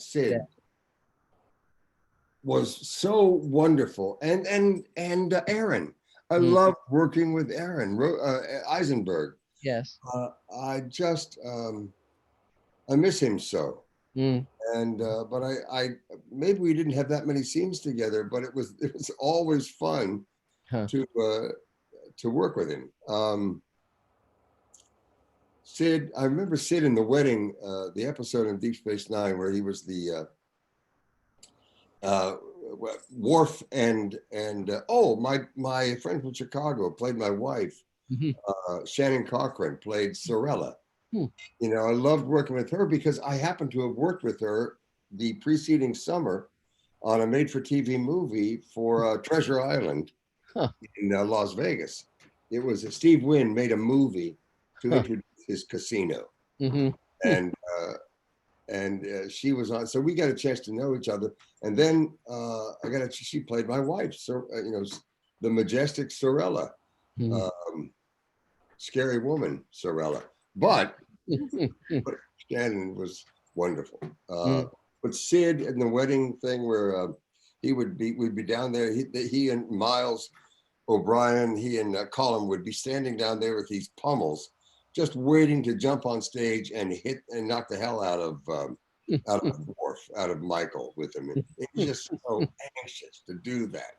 It was just now, can we go now? Just give it a okay. And they were storming the stage to pummel to pummel Worf. I mean, Worf's a big guy, and Dr. Bashir was not. Yes. So they enjoyed that moment. But yeah, I think the person that welcomed me to the crew more than anybody was Nana. Nana Visitor. It was hard to walk. I had to walk out among the entire regular crew of DS9 and sort of intimidate all of them. And they all were, it was like going into a club and intimidating the entire club. So it was, they had 15 members. I only had one. And so I had to do that. But she, in the midst of all that, welcomed me to basically said, it's good that you're here and come aboard, you know. Wow, that's great. That's great. It's interesting that you mentioned Nana, because obviously we work together on Far Beyond the Stars as well, but I've been in conversation with her recently because I'm creating a new show with the creator of Farscape, where everyone in the world under 60 dies from a disease, and the people 60 and above have to save the world. And so I very much want you to be in that, of course, John. But there's a role I've written for Nana as well. So Mark, is this your revenge? You mentioned to me earlier. You said something about ageism. Yes, your revenge on Hollywood. I think it's fabulous. Yes. Fabulous. Yes. Now, if you can only make it Hollywood as opposed to space, that's better. Well, again, because of our fan base, we're now able to make whatever the hell we want to make. And absolutely right. Absolutely. Yeah, it's great. And you know, even during the pandemic, where we were able to collaborate on this episode with our actors, you know, all over the country, in New York and California and Atlanta and Saskatchewan and Portugal, and pull together this 2-hour episode just in less than 2 months from scratch. Who was in Portugal? Michelle DaCosta, who's our development executive, British, and she played the BBC reporter who interviews Mira Furlan in the episode, and so, but she was there in Portugal, and we got it to work. She got stuck in Portugal. Yeah. But because of the pandemic. Yeah. Yes. Wow. Yeah. And so it's amazing. But definitely the way Elaine and I work now that we've got our own studio is that we basically pull together an ensemble of actors we want to work with, and we work with them repeatedly. So you're definitely now part of the family. And you know, so because we thanks, Mark. I think that's Star Trek is in the unique position in all of the history of Hollywood that it has a fan base global. Yes. That is there no matter what. So if you can work with a repertoire of actors that bespeak that fan base, I think it's incredibly auspicious that you do that. So that's fantastic. Thanks. Well, again, you know, the actors on Star Trek, there's so many talented actors. I mean, you're great, of course. And there's also that big, powerful quality because, again, you know, a lot of the actors in Star Trek are stage trained because they have that ability to command an audience, basically, with it's just the power of their personality and their craft and their passion and skill. And so there's Armin Shimmerman, there's so many, Bob Picardo, of course, Mira Furlan's great, of course. And, you know, I mean, she's Babylon 5, but again, it's that same. Oh, I love Mira. Yeah, and because years ago, I produced a show called Lazarus Man that was a Western with Robert Urich. And I found that like science fiction, that was larger than life characters and larger than life stories. And it had that operatic quality. And so it was, and we cast Armin in that show as well. But so moving forward, we're going to be doing a lot of shows and a lot of projects. And so you'll definitely be hearing from me very shortly. But a question, you and a number of your peers, but you always seem so completely planted. Yes. And a lot of the younger breed are less so. The younger actors. The younger actors. Is there something that you would like to communicate, that you would choose to communicate to young actors, like how not to stink? You know, I think my favorite actor in today's world, there are several, but the person that comes to mind is Morgan Freeman.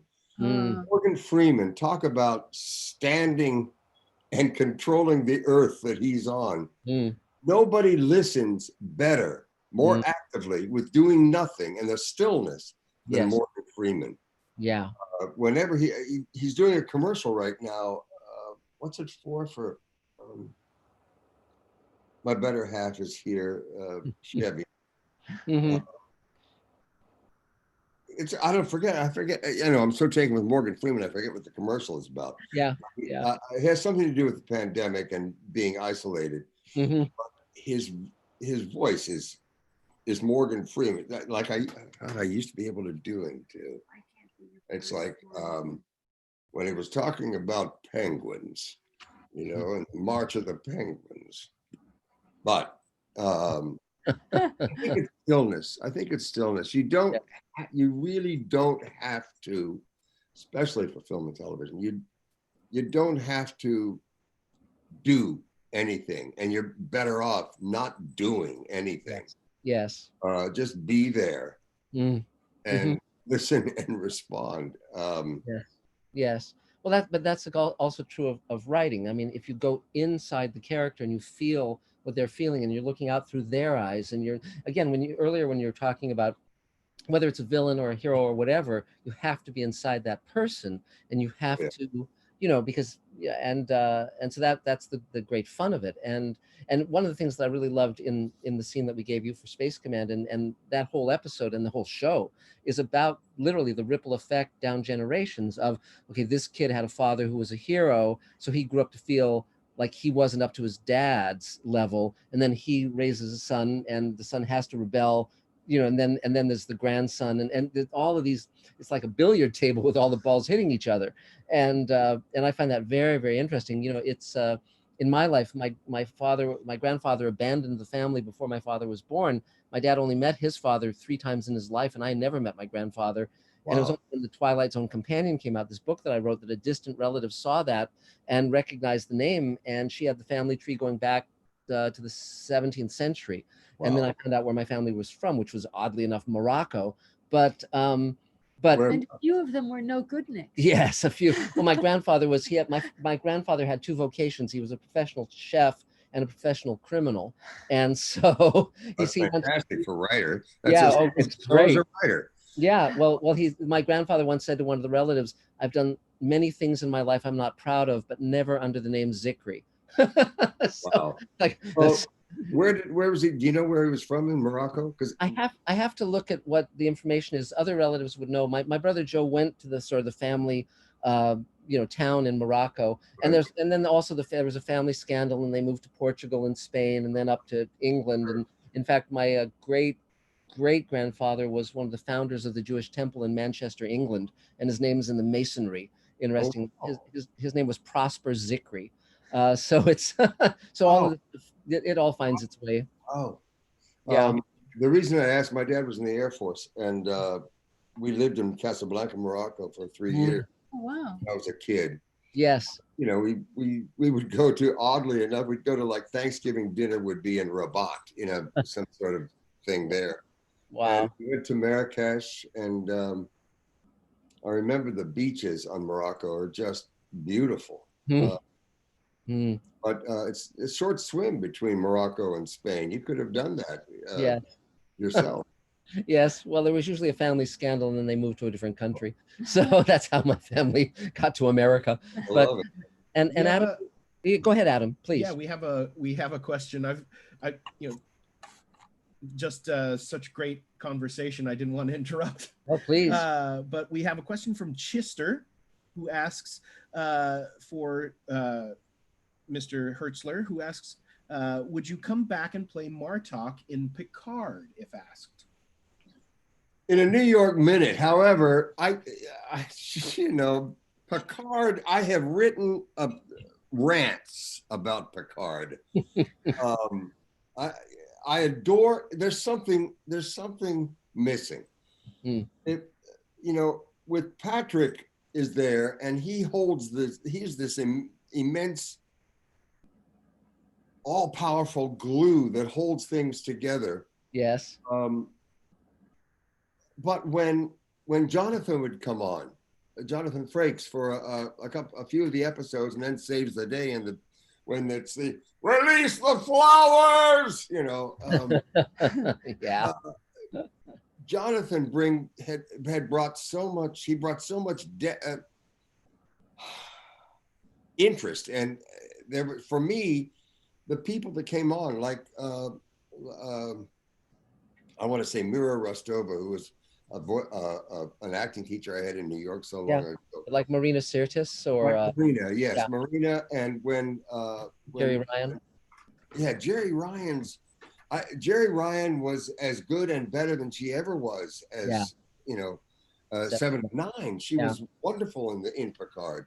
Yes. But that's not what the show is about. The show is about all these other people, and I never really could get behind them. No. I don't know why. I chalk it up to storytelling and writing. Yeah, they don't know how to establish a character. They don't know how to write a character. The reason it came alive when you had Frakes or Marina Sirtis or Jerry Ryan was because they actually had a relationship and a history with Picard, and both as characters and as actors, and you felt the authenticity of that connection. Indeed. Yeah. But as a writer, you have to really be able to, as I said earlier, go internal, and you have to understand what makes a character that an audience will connect with. Well, Michael Chambon was the showrunner and the creator. And he's a wonderful novelist. He's a tremendous writer. I know. And that's why it was such a shock to like not get involved in the story. I said, what's the problem here? Yeah. But then I noticed the second year he stepped down as showrunner, but is still executive producer. Yes. So I don't know who's in charge of the writing now, or who will find out.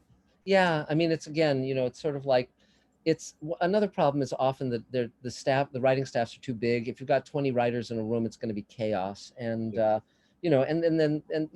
a lot of reasons a show can go south. And but I agree with you absolutely. Is there another question, Adam? Yes. The fans. Yeah. We have a question from. The answer. Oh, excuse me, Adam. Excuse me. Yeah. The answer to the fans' question in a New York minute. If I didn't say it before, disregard everything I've said. I would be on Picard like that. Yes. Yeah. Absolutely. Yeah.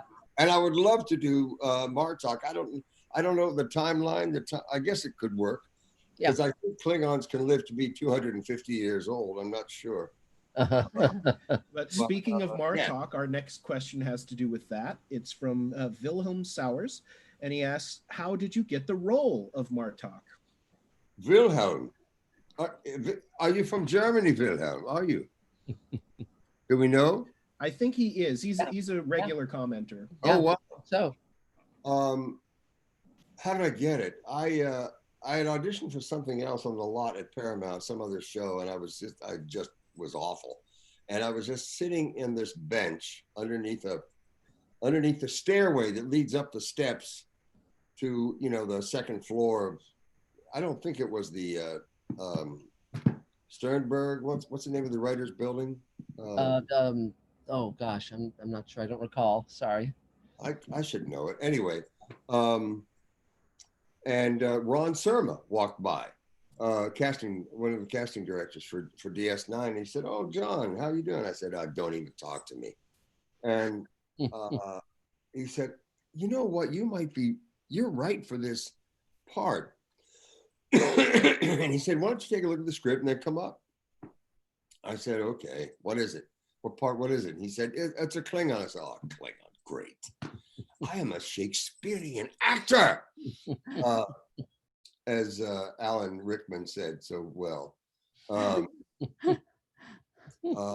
And so I read it and I said, well, I'm not going to be your normal obnoxious Klingon. I'm going to make it much more cerebral, conspiratorial. I'll be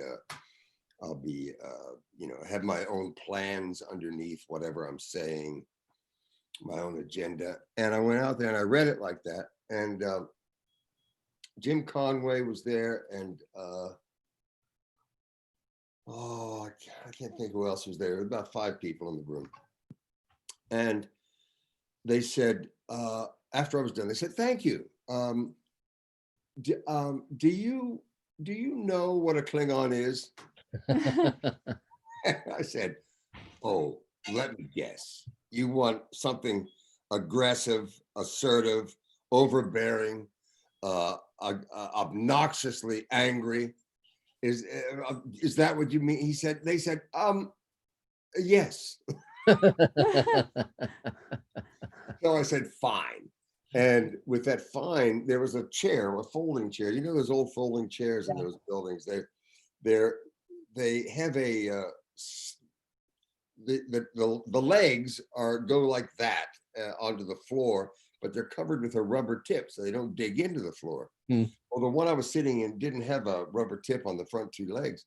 But anyway, I didn't know this. I took up I lifted up the back of the chair, the first thing I did, and I threw it into the wall. And the chair itself, because the walls in those old buildings are made with plaster and lathe, they aren't dry, it's not drywall. Right. So you have these boards underneath the plaster that's painted, and that thing got stuck right between one of those two boards, and it stuck to the wall. And I sort of ripped off about half my thumbnail, got caught in the back of the chair when I threw it.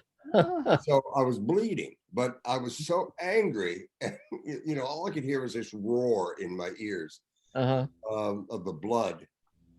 And not the first time that's happened. And but I was gesturing and I was spraying blood everywhere. It was blood on the roof and down on the floor. It was just dripping, and I finished. And they said, there was a beat of silence. Thank you. That's it. And I left. And an agent named Chris Wright. He was my agent when I lived in New York, way back when. And he called, and he said he was representing another fella, and he called that other guy. Didn't call me. He called Mike, Ron Canada, and he said, Ron, there's good news and bad news. The bad news is, they had told him that he was going to be Martok, except they had to see one more guy. Ron was one of my best friends. We lived together in New York. And he said, good news and bad news. The bad news is you didn't get the role. The second, that's the bad news. The good news is your very good friend, JG, got the role. And of all people, and Ron's done a lot. He's been a Klingon on on Next Generation, I think. Maybe it was DS9 too.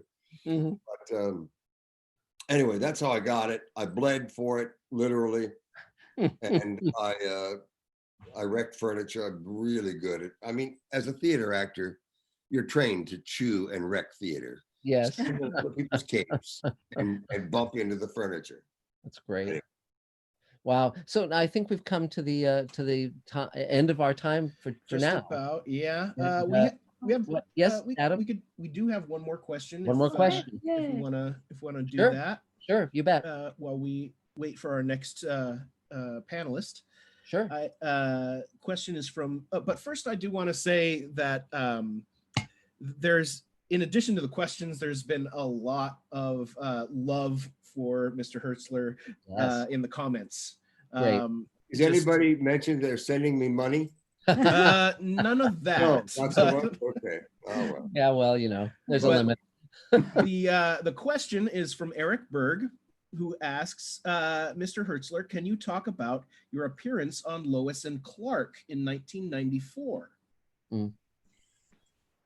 All I can say is that there are two things. One, Justine Bateman is wonderful. She was just the great human being. Jason Bateman's sister. I don't know if you remember her or not, but sure. She was a lead on the series before Justin, and then Jason got he just rocketed. And I think he was a kid in her trailer. He was a younger brother. And anyway, we had a great deal of fun together because she's very funny and she's a theater person again. But the other thing was Superman, Dean. Dean Cain. Dean Cain. I would comment a lot because he was a football player for Princeton. I was a football player for Bucknell. And I said, I would tease him a lot. And he said, finally, he said, JG, why are you always on me about playing foot? And I said, because I heard you were a quarterback for Princeton, and I was a defensive end, and I hate quarterbacks. And he said, I wasn't a quarterback, I was a cornerback, a defensive back. And I said, oh, I love you. Those guys saved my ass so many times. Anyway, those are I love doing the show. It was a 2 or 3-parter. It was we got to shoot on the old lot over there at Warner Brothers. It was great. I had a wonderful time, and I loved that character. I don't think I've ever seen the second. That was a long time ago, and I don't think I've ever seen the second episode I did. Yeah. Wow. Well, it's great that we work in a medium where our work gets preserved. I love that part of it. Yeah. And I'll have something to show my daughter, Yes, it's so exciting. Well, John, we have Christina Moses waiting in the green room. So yeah, but thanks so much. And it's been great. Yeah, thank you so much. And we're gonna have many more conversations. Yes, exactly. Yes. Thanks so much, John. We'll talk soon. Okay, bye. Thank you. Take care. Okay. I leave. The technology. There we go. Okay, great. So before we bring Christina on, just a couple things, guys. As I mentioned, we're going to be launching a Kickstarter campaign in the next few days, so please keep an eye out for that. We'll send out messages. And if you want to pledge anything prior to that, in order to get the download of Redemption or the download of Ripple Effect or any of these things, and you can go to mark@zicree.com on PayPal and throw money our way, and we gratefully accept. You've been such a great family. Yes, and we're still selling Space Command shares at 7,500 and also half shares at 3,750. So that all keeps us going, gets the visual effects done, gets everything made quicker rather than slower. So and I don't want to take up too much time, but I would like at this point, we did post the full schedule on our Instagram and Facebook. Great. But I would like to go over it here before we start our next panel. Of course. Yes. So our next panel, of course, is Christina Moses. Yes. And then at 12:30, we have Robert Picardo and Doug Jones joining us.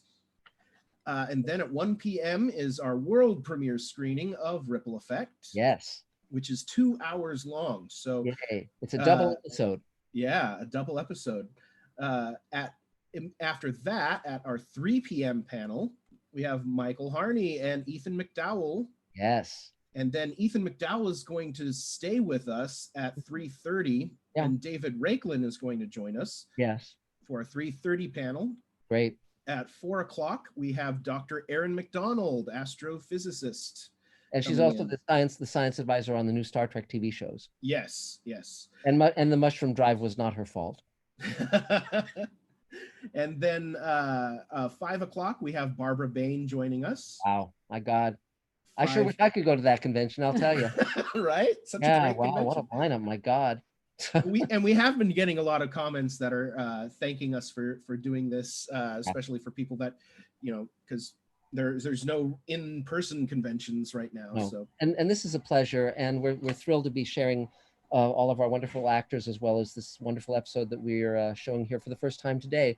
And then to wrap up the schedule real quick.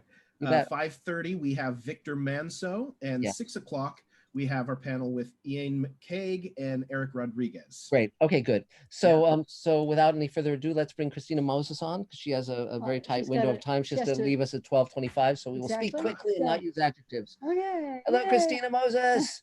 You look great. Wow, you're wonderful. Hello, Christina. Yay, it's Christina Moses. I'm having a massive allergy attack right now, so I might be blowing my nose. Okay. That's part of your charm. That's part of your charm. Well, now we'll see how well you can act. I mean, yeah, and actually, I'm very surprised you don't have someone that you've hired to blow your nose for you, because I mean, after all, living in the. I thought I would, give back. Yes, exactly, exactly. Well, someone pointed out, someone once told me that they saw Rod Serling give a talk at their college, and afterwards they saved one of his cigar butts, and this person mentioned me that because that would have Serling's DNA on it, theoretically you could clone Rod Serling from that cigarette butt. So there you go. There you go. the same is true of your nose. So yeah, exactly. But we can elevate this conversation from here on out. So so well, you are one of our favorite dear persons. You are a dear friend, and many people know that you're starring now in A Million Little Things on the American Broadcasting Network. ABC. And yeah, it's interesting. You probably don't know this, but back in the days of radio, NBC had two networks, NBC Blue and NBC Red, and the courts forced them to sell one of them off, and that became ABC. Isn't that? I did not know that. Isn't that crazy? What was the difference between the two? Like, was it the difference between red and blue? Yeah. One was red and one was blue. So, got it. Yes, exactly. So we're going to talk about your experiences with us. First of all, you know, we first met you when we auditioned you for World Enough in Time, the great George Takei Star Trek episode we did together, and you were spectacular as his daughter. Yes, well, Christina came in to audition, and she did her audition, and she left the room, and the casting director and I looked at each other and said, Yes, thank God. We Yes, got her. yes, and you were just spectacular, and you can and the fans can watch the entire episode here on Mr. Sci-Fi, World Enough in Time with George Takei, and so from then on, I knew I wanted to work with you from then on. So I wrote, you know, so we've done the Magic Time radio play together. I very much want you to be in Magic Time when we shoot it as a TV show. But also now in Space Command, you know, I wrote the role of Liana for you, and we're just waiting to shoot that damn episode. And but because of Ripple Effect, we got to have a little preview scene of you as that character, which will be debuting in at 1 o'clock. So cool. Yeah. So so Christina, I guess you know, you're a wonderful actor. You're one of my favorite actors of all time. I mean, right up there with Charlton Heston. And I'll tell you, I once saw him in person, and he had this massive torso and these little spindly old man legs. So it was pretty interesting. But okay, but I digress. So tell us something. I mean, you've been in quite a diverse number of projects. So what is it that led you to this profession, and what kinds of things, in terms of, like, if you were the god of writers, what kinds of things most draw you? Sure. Well, growing up in Los Angeles, it's just kind of all around me. My mother worked at Warner Brothers for a while. She dabbled in acting for a very long time. My father used to teach acting, and he also did a bunch of guest stars back in the 70s, and is a writer, and he created some plays back in the day. And so it was just around, and I remember I would watch some rehearsals or his acting classes, and then I would go into our hallway and do them and like repeat them. I mean, I was like 4 or 5, but I would repeat them. And then as soon as anyone would watch me, I noticed someone was watching me, I would just clam up. I was like, So I've always been kind of, you know, shy, I think, when I was younger. And so I remember my dad would shuffle me all over Hollywood, and finally I was like, I don't want to do this. You have to stop. I'm too shy for this, but maybe when I'm older. Well, so finally he got the hint. And when I got older, when I was in high school, I found theater on my own, and I just fell in love. And so, but it was always a hobby. I'm an artist. So it was just another form of expression. It wasn't really until like mid to late 2000s where I was like, okay, I really, really want to do this. And so, yeah, yours was actually one of the first things I've ever done, World Enough in Time. Spectacular. Yeah. I had such a great experience. I think I had a fever half of the time. I was like 104. Between takes, you were lying on an air mattress and having chills. And it's very funny because in the climactic scene between you and George, where he steps on the transporter thing and all of that, Elaine was reading his lines with you off camera, and Elaine was reading your lines with him off camera. So one could actually edit together a scene of Elaine playing both roles if one chose to. Let's do that. You do know that. You have to have that in the blooper reel. Yeah. Well, you were very sick, and we were working him for like 24 hours straight. George Takei. And so everybody was sort of like really pulling it out, and so you guys got to rest between. But you have to do that when you're sick. Sometimes, I mean, no one likes to do anything when they're sick, but you don't have a lot of time to pussyfoot around. You know, you just all of any self-conscious comes around, any doubts. You know, it's not. There's no room for that. So yeah, I've had, you know, in the beginning of my career, which I still think I'm still there. You know, I didn't have a lot of things just come my way, or I can just say like, no, I don't want to do that. So, you know, I took but I've been very fortunate actually, because everything that I have booked is something that I believe in and something that I really thoroughly enjoy. Yeah. And it's true, they have all been very different. I think what I'm drawn to in terms of storytelling, however the genre, you know, be it sci-fi or be it drama, you know, is just the human messiness, basically. You know, just that gray area. It's so easy and comforting sometimes to fall into the binary of black and white and good and bad and right and wrong, right? It makes us feel safe. I understand that, but that's not where life happens. No. It's not who we actually are.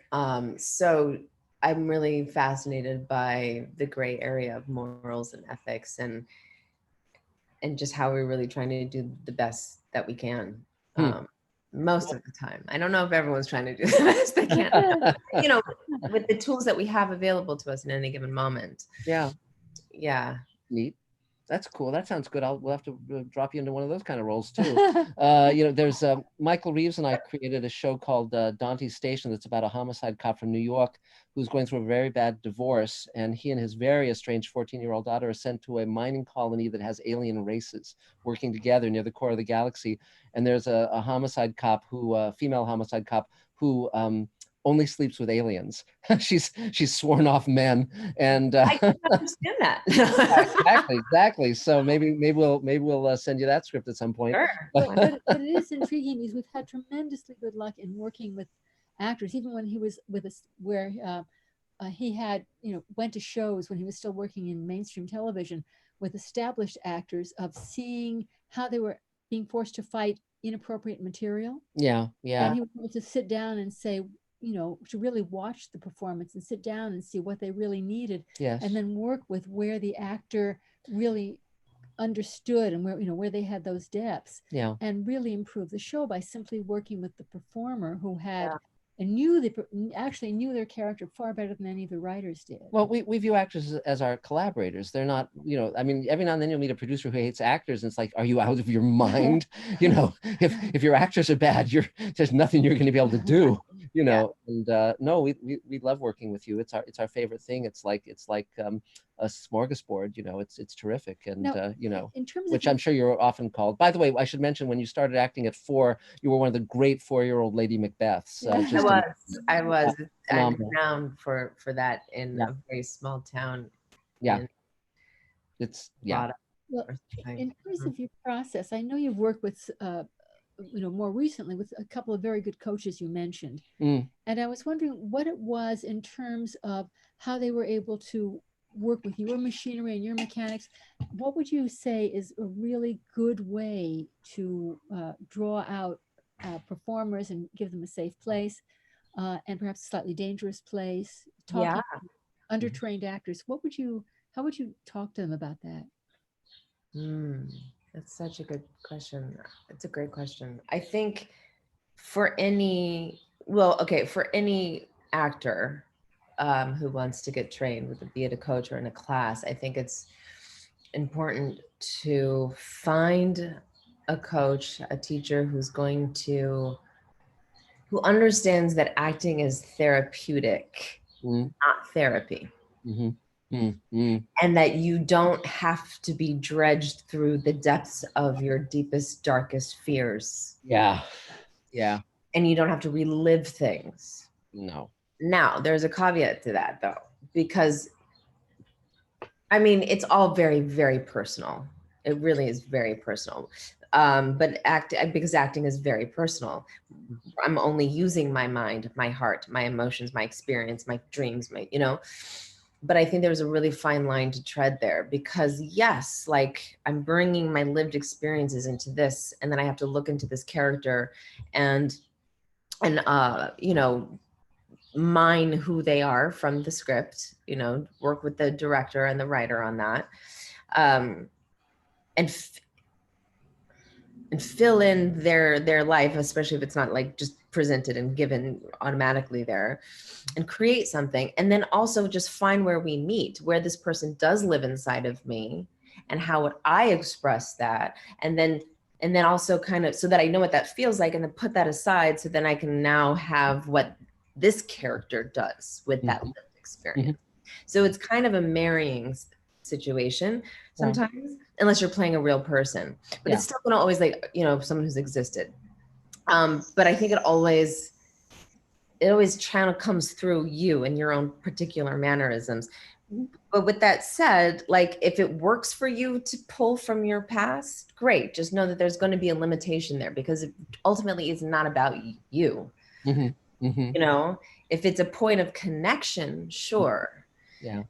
But there are, you know, there's teachers and coaches who really like to kind of go for the emotion and really exploit that and all, you know, and I just kind of, I find that can be a little dangerous, because ultimately, bottom line is your allegiance is to the story and this person that you're creating. Yeah. And the moment. Yes. The moment. Everything falls away in the moment, you know. Like that's the most crucial and most important thing. So if you don't have an instrument that can respond fully to what you're listening to, listening from verb, but what I read on your face, from your body language, for what you're actually saying to me, to what I hear in the background, what I know about the story, all in the present moment. So I think finding a coach who can do that, and then finding someone who can just relate to how you learn. Yes. You know, some people need a whole backstory. Some people need to write things out and create and go detailed, meticulous, you know. Some people need to like live close to the circumstances, you know, whatever it is. But definitely like get in the habit of teetering on the edge of what you're uncomfortable with, getting comfortable with the unknown. And you have to practice that in your life, because it's not really divorce. Like if you're not listening in your life, you're not listening to your scene partner. If you're not open in your life, you're not open in front of the camera. You're definitely not going to be open in front of the camera. I mean, some people have more facility with that, because like in life, sometimes, you know, we're more introverted, and then on stage or in camera, we can open up in a particular way. But just I guess the bottom line is to really work that mechanism and be able to drop down into emotion, you know, be available to feelings. Yeah. Yeah. That's excellent, because as a culture, we're not good with listening. Besides on hotlines, and there's a thing called active listening, where you're really listening. Right. And you're not just listening where you have a break it, where they take a breath and you can shoot in what you're thinking, right? It's where you're really listening to someone, and you're listening to what's beneath what they're saying, you know, not the presentation, but what they're really saying. I think that that's something that would offer an additional challenge, since normally as a culture, we don't listen as real people. Yeah. Well, there's really two basic groups. There's people who listen, and then there's men. And you know, basically, I mean, it really goes to that. Not to slam on men, because you know, we're not all terrible. But the we do have a fan question here. Question from, we actually have a couple, but we're going to be mindful of your time. Okay. Oh, okay. I probably go. Yeah, I'll let you know when I have to. Gotcha. Ms. Legion 01 asks, what is your favorite character that you can relate to? That I've played, or just in the world? I'm gonna say that you've played. Oh yeah, it probably makes more sense, because there's lots of characters out there that I most relate to. I would say probably all of them, because I mean, other than like I'm not a werewolf, but I relate to the story of falling in love, right? You know, those two women fell in love, and so I know what that's like. on every level. I'd say, I think that there are two characters, Jana from Containment and what was my name? Charla from Condor, where just the tendency to kind of stay locked in and self-protected, you know, the fear of being vulnerable, fear of committing, like that. I can understand that. Back in the day when I was a young wee lad. And so you said there was another question, Adam? Oh, Adam, are you there? Yeah, I'm here. Sorry. Oh, I thought it was the coronary. I was looking at more questions. Okay. Let's see here. Oh, Jatham Red asks, what was your favorite show and episode? From of what you've been in, yeah. My favorite show and episode. Oh my goodness. Well, I adore the show that I'm on right now. I love every single human that I'm working with, from the crew to the cast. I love the stories that we're telling. I think it's really bold of ABC to tackle breast cancer in men. And breast cancer in general, but because obviously we have Maggie who's now in remission, and depression, mental illness, and more specifically mental illness and depression in the Black community. That's crucial because that's something that doesn't get discussed. And also just like men being vulnerable with each other, and having a Black couple who doesn't have to be good and perfect all the time on television, that they can go through what they need to go through and be human.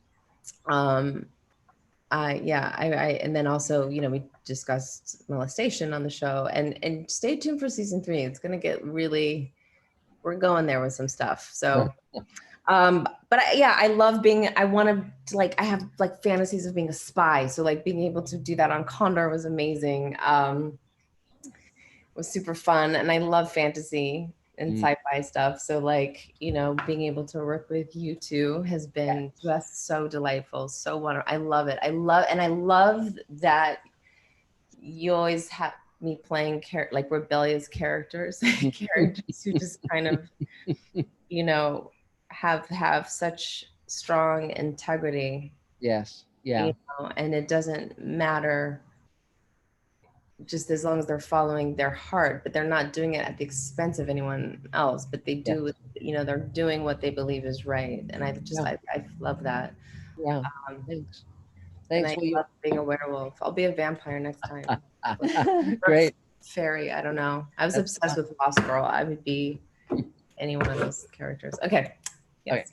Okay. But that's fun. And we love writing for you because again, we tend to craft characters based on our actors, our friends, and so you know you have such a spirituality and so many great qualities of heart that it's great fun to find roles for you. And but the other thing is that you know when we worked on the George Takei episode, again it was so fun. The first thing I ever wrote of that script was the scene where you're talking to Kirk and just basically saying, you know, you're talking about how lonely he is. It's a different girl on every planet. And and I knew exactly who that character was immediately. And the basic thing with her was that she was just taking a can opener to everybody and cracking them open, and to see who the authentic person was. She had no interest in superficial conversation, and she was all about authenticity. And so that was super, super fun to write, and you were spectacular in it. And so no, you're our, you know, we're members of the Christina Moses fan club, you know, so we get dressed up in the Christina Moses outfit, and you know, when it's late at night, and we won't talk about that. Shut up. Yeah, I love that about Ilana. Like that. Can you imagine if we were just took off our masks and were able to, you know, just connect and be authentic, and it's okay if we make mistakes and look stupid, you know?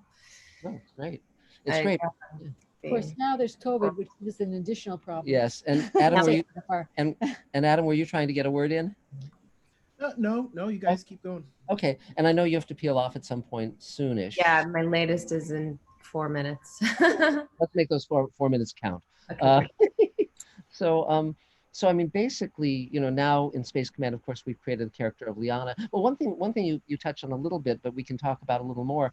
One thing I love about science fiction, and that's one of the reasons why I am a science fiction writer, is you don't have to write all the bullshit stereotypes that a lot of mainstream media has spent so much time wasting, and particularly for my friends who are mixed race or Black or Latino or Asian, it's just, and so we don't even go there. We just write characters that we love writing. Yes, exactly. Yes. Yeah, and the funny part is, I knew when I wrote with Michael Reeves, when I wrote World Enough in Time, that I wanted Sulu's daughter to be mixed race, and so I cast the actress who played your mother as an African American actress, and then there you are. Well, you might mention that was the Rod Serling trick.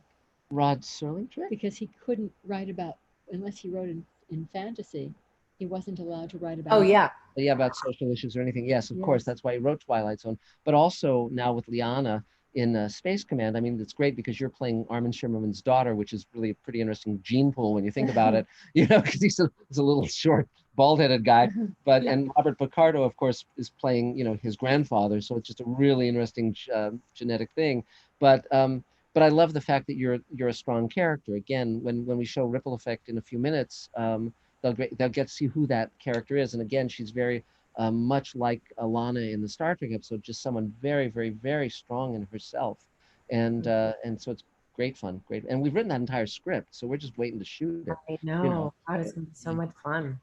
Yeah. And magic time, and it's gonna be great when we can do magic time. I love that. And it's so, I mean, can you imagine being in a pandemic, which we are? Yes. And we're all relying on Zoom and social media and on, all of this technology. And then what if that were to go dark?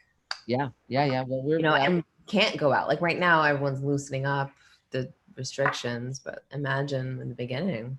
I know. Well, this magic time is definitely on the plate. That's now that we've got a studio, we're just gonna, we'll just, I'll direct you as I normally do, which is just like turn this way, turn that way, make a face of some kind. I mean, Elaine's the real director in the family, as we all know. I mean, I can wear a shirt that just says fraud, and Elaine will say, and hers will say the real deal. So That's so good. Elaine, you can answer that question too, the one that you posed to me, which is, because the way you work with actors, I feel like you have that ability to kind of meld into what each of us need on a very particular personal.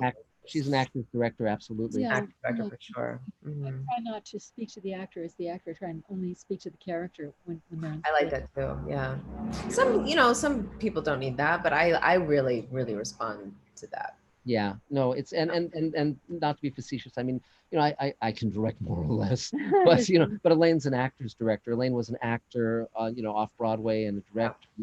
She was trained, in drama school and all of that. She was the hot shot in drama school, which was fun. There's so much tech going on, even in theater. Yes. And you're supposed to be holding this emotional core, and I think any help that can be offered in that world with all of this noise and lights and everything that doesn't see around you, that it's critical to just really help create that bubble. Yeah.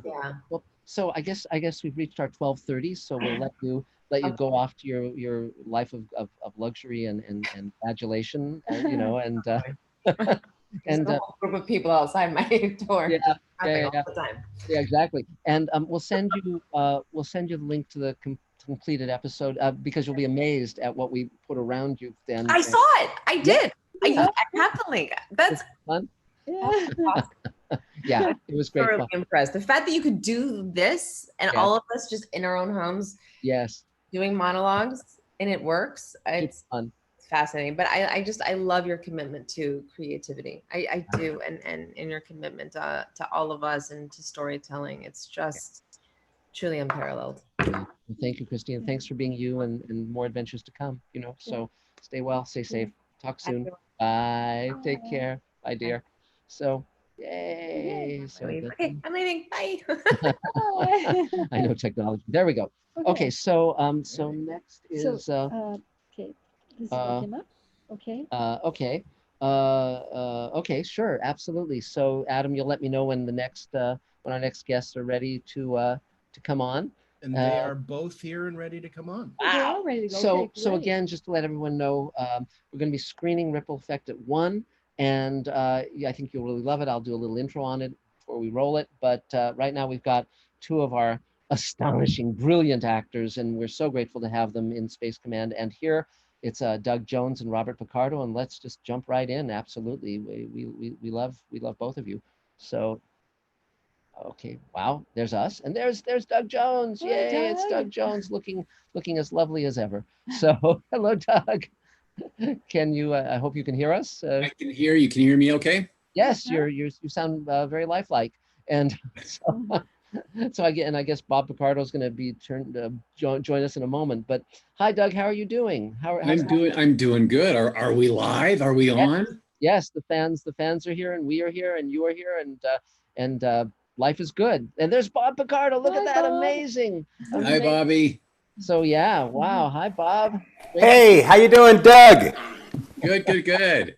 That's great. Wow. This is a moment. So now, just to let you guys know, we just a few minutes ago we screened the first hour of Space Command, which Hi, Mark. I didn't get to say hi to Mark and Elaine. Hello, Mark and Elaine. I saw Doug's face first, even though you were talking. I don't know why. No, it's great. And we just celebrated our 43rd anniversary. So we just got back from Morro Bay. And, congratulations. Life is good. Yeah, absolutely. We just had to find young people to drain their life essence so we can stay at Well, Doug is not even 43 years old yet, as I recall. Oh, no, wait. Well, are you kidding? I just turned 60. Are you kidding me? Holy shit. And that's great news, Doug, because Rockney O'Bannon and I are creating a new show called Sweet Haven, where everyone under 60 dies from a genetically altered disease, and the people 60 and above have to save the world. So we have roles we've written for Bob Picardo and Mira Furlan and George Takei and so forth. But now that you've hit 60, but everybody thinks Doug is only 43, so they kill him in the pilot, is what I was told. Exactly. It's a mistake. As he's dying, he's going, "Wait a minute, here's my ID. Look at my license." Mark, can I jump in for a second? Yes, David. Hi, Bob. This is David Bartlett. Your microphone is turned up quite a bit. Is there a way to turn it down? Mine is? Yes. Oh. Turn it down. Maybe. Let's see. Yeah, let me go. I'm sorry about that. Let me go into my advanced It's just settings. a lot louder than everyone else. So. All right. Great. Otherwise, I could work without a mic. But let me go into my settings. You're good. Or you could just talk very softly. No, that's never going to happen. How do you get your settings again? Hi, Doug. How are you doing? Good. Hi, Dave. Yeah. Okay. Well, but this is the new technology. Here we all are. Yeah. That's fine. Yeah, let's try that. Better with just the computer? No, it was better before. Yeah. Thanks for. Thanks. Yeah, it'll be fine. It'll be fine. To get into the menu. That works. That works. Whatever you just did, it's fine. You're fine. You're fine. Yeah. You're fine. All right. Good. Thank you. Okay. Good. I'll speak more quiet. I'm using I'll use my indoor voice instead of my theater voice. But just to jump in, we just showed the first hour of Space Command. That, of course, took several years to make, and it has 900 visual effect shots. So it's very much production done the general way that it's done. And you guys are terrific in it as Yusuf Sikander and Dor Nevin. And you've also been wonderful in the audio play prequel, which is also being done as a graphic novel. And you know, for several years, I've been walking around with the entire first season of Space Command in my head. And now it's finally so much fun to be able to start moving it further ahead, because we've shot the first 3 hours. We're going to shoot the 4th hour as soon as the pandemic restrictions allow us to do that. We're building creatures and building sets and all of that. But we got this, Elaine, I got the crazy idea of doing this pandemic episode, Ripple Effect, and Elaine jumped in, and it grew from being a vignette to being an hour to being 2 hours. And the fun part was we were able to use all of these amazing technologies that were completely different from anything you'd normally do. And so the fact is that you guys are in a scene together where you weren't physically in that scene together. In fact, Doug, you know, as you know, you did the ADR, you did the lines, and then we dropped them into shots we had of Dor Nevin and put Bob in the scene together. Right, So, which I did take. I did have a little look at that at our footage that the audience hasn't seen yet. Yes, and it cut together very well. I was very, very happy with how my voiceover worked with the imagery from episode 1, and Bob, you were gorgeous in it. what you recorded at home.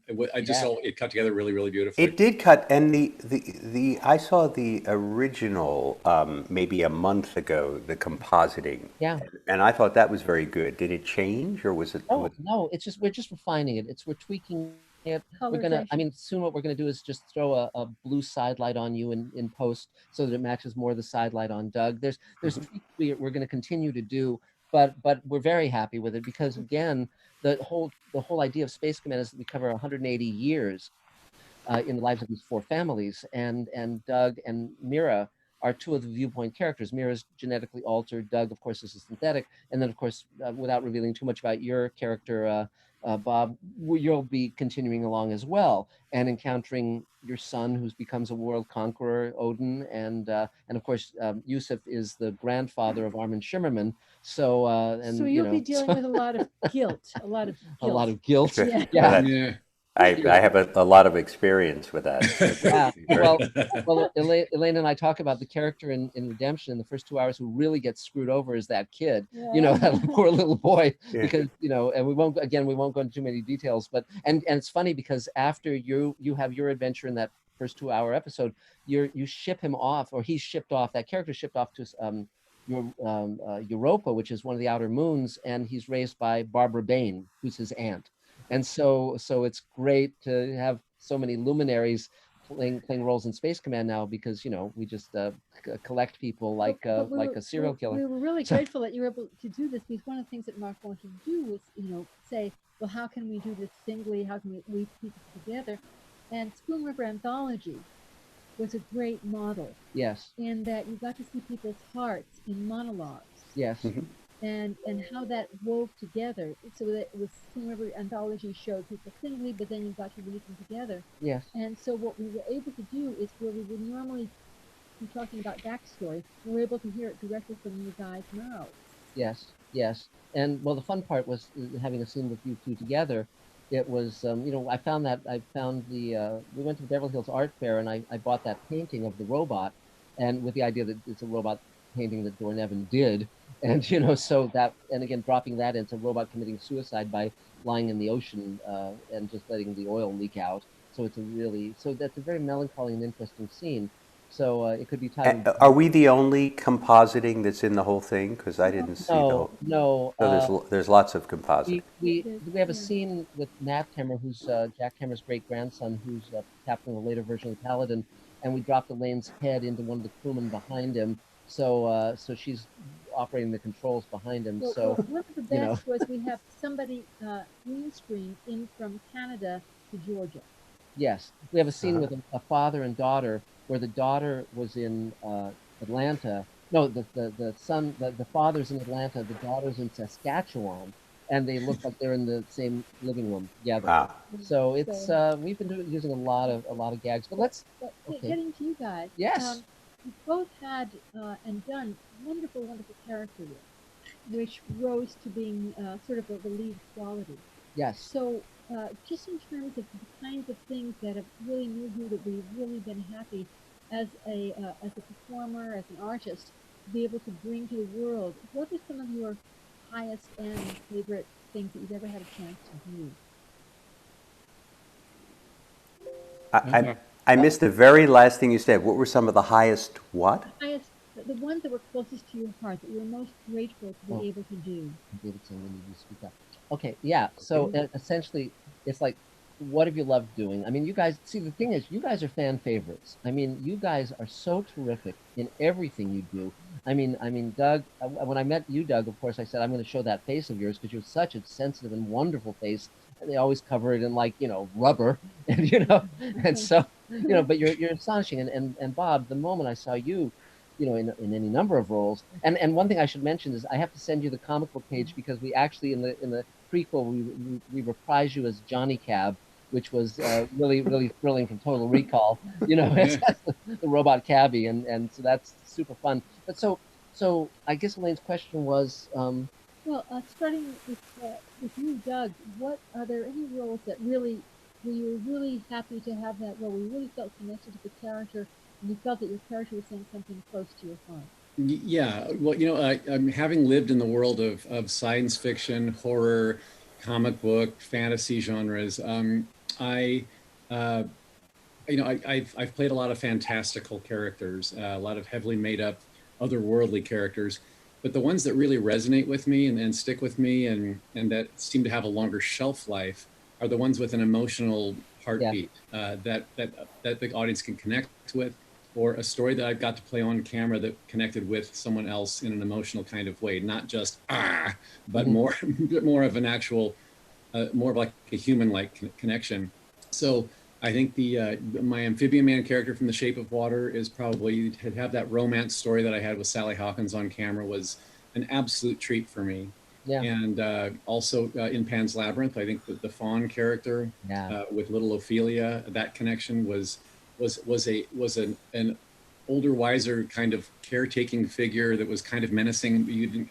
I loved the ambiguity of that. Yes. But with a little girl that so many young women can relate to. Who had a horrible situation at home that are trying to find their way in the world, that needs some guidance. And I've had so many fans approach me from Pan's Labyrinth alone, just because of how that movie touched their lives. Those are the roles that mean the most to me. Yeah.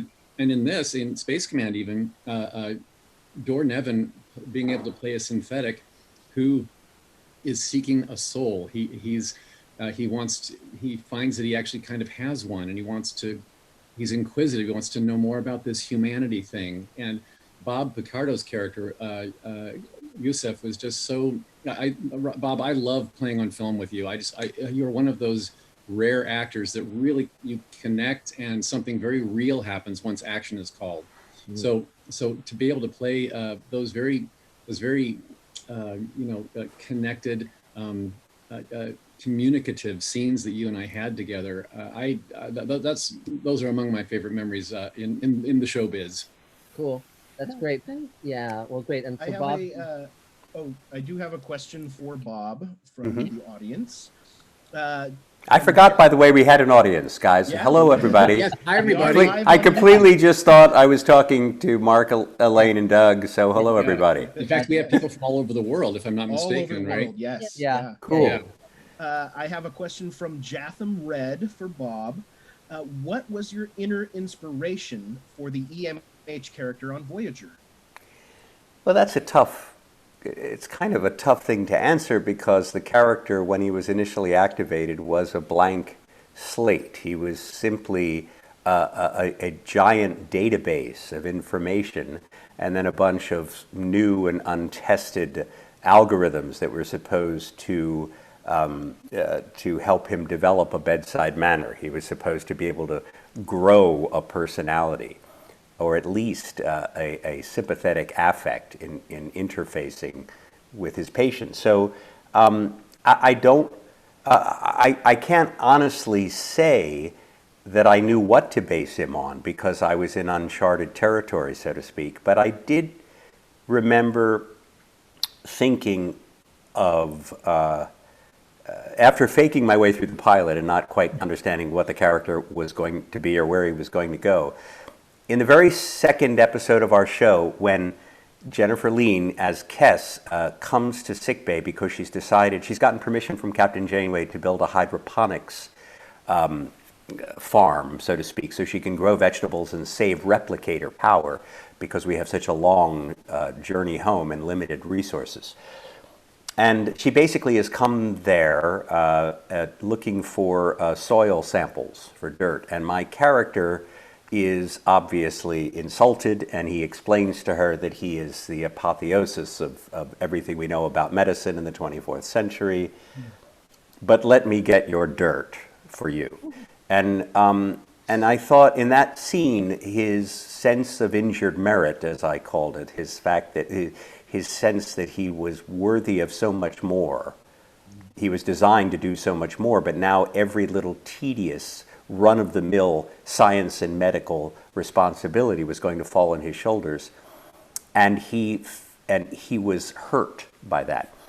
So I thought of the line, one of my favorite lines in Paradise Lost, in Milton's Paradise Lost, to explain why Lucifer falls from grace in heaven.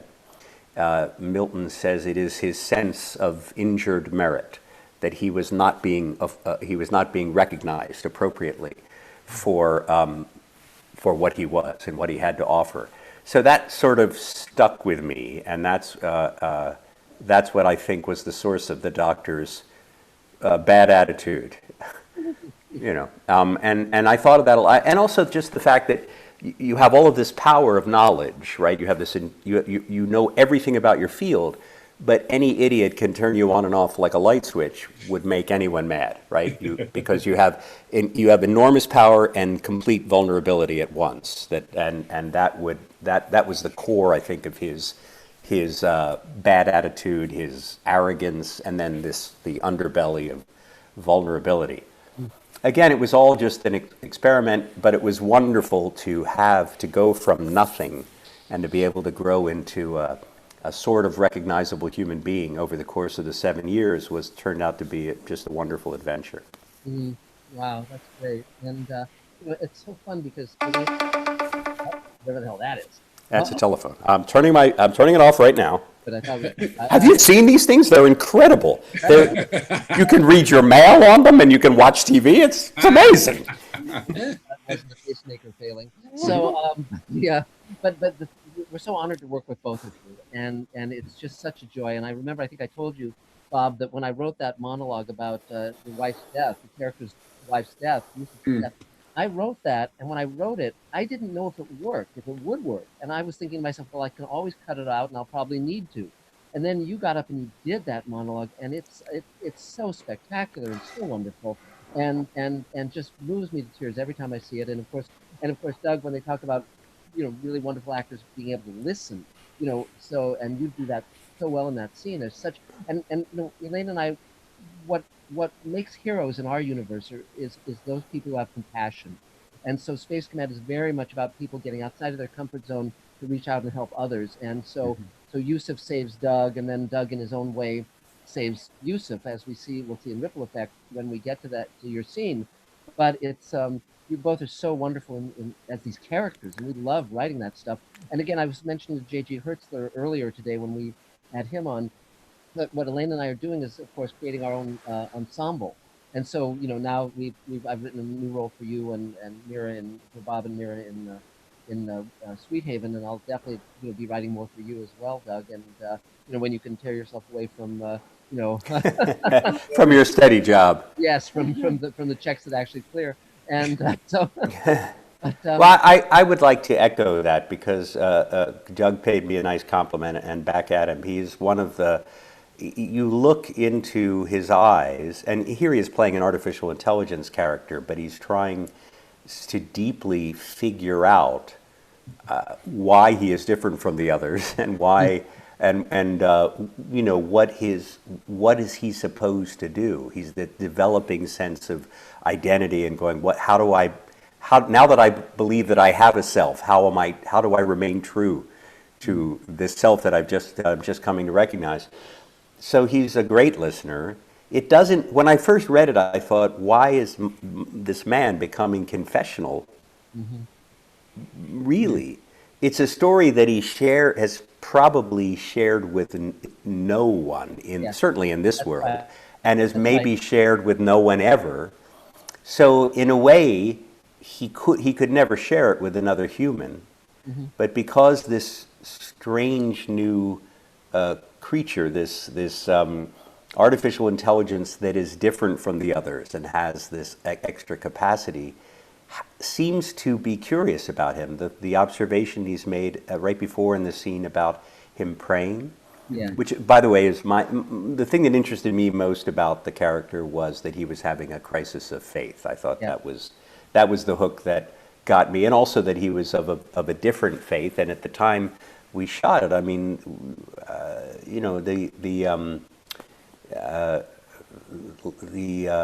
obviously the Muslim faith from certain corners in our country has gotten a very bad rap, simply because of the very small minority of Muslim extremists. So I really appreciated the fact that this was for a science fiction audience. This was taking someone of the Muslim faith and completely making a rounded, humanized, total character to I think, help help correct some of the mistreatment Yes. that they've suffered in this since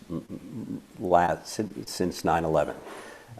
So in any case, that was something that I found very attractive about playing the character. But Doug is, to get back to Doug and working with Doug, he's a tremendous listener, and he reacts nuance, moment to moment, with everything you say and do. So it's very easy when the camera rolls and they call action. It's very easy to get into that zone of you don't know where you're going to go, but you know that you're safe there and you're with someone who wants to make the journey with you, and you just forget about all of the, you forget your real identity, you forget about all the people with the lights and the microphones around you, and you just go into another world.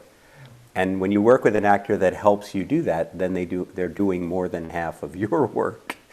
So I appreciate that. And speaking of Doug, we have a question for Mr. Jones. Okay. From what is that? Johnny 5 for Life, who asks, "What is your favorite thing about playing Dornevan?" My favorite thing about Dornevan, at the time when we shot this, I had never played. I had played robots before, but never a synthetic human, like a humanish piece of machinery that was trying to explore a soul and a heart. And I loved his exploration of self, the journey he was on, and also his heroism in trying to liberate others of his kind. Yes.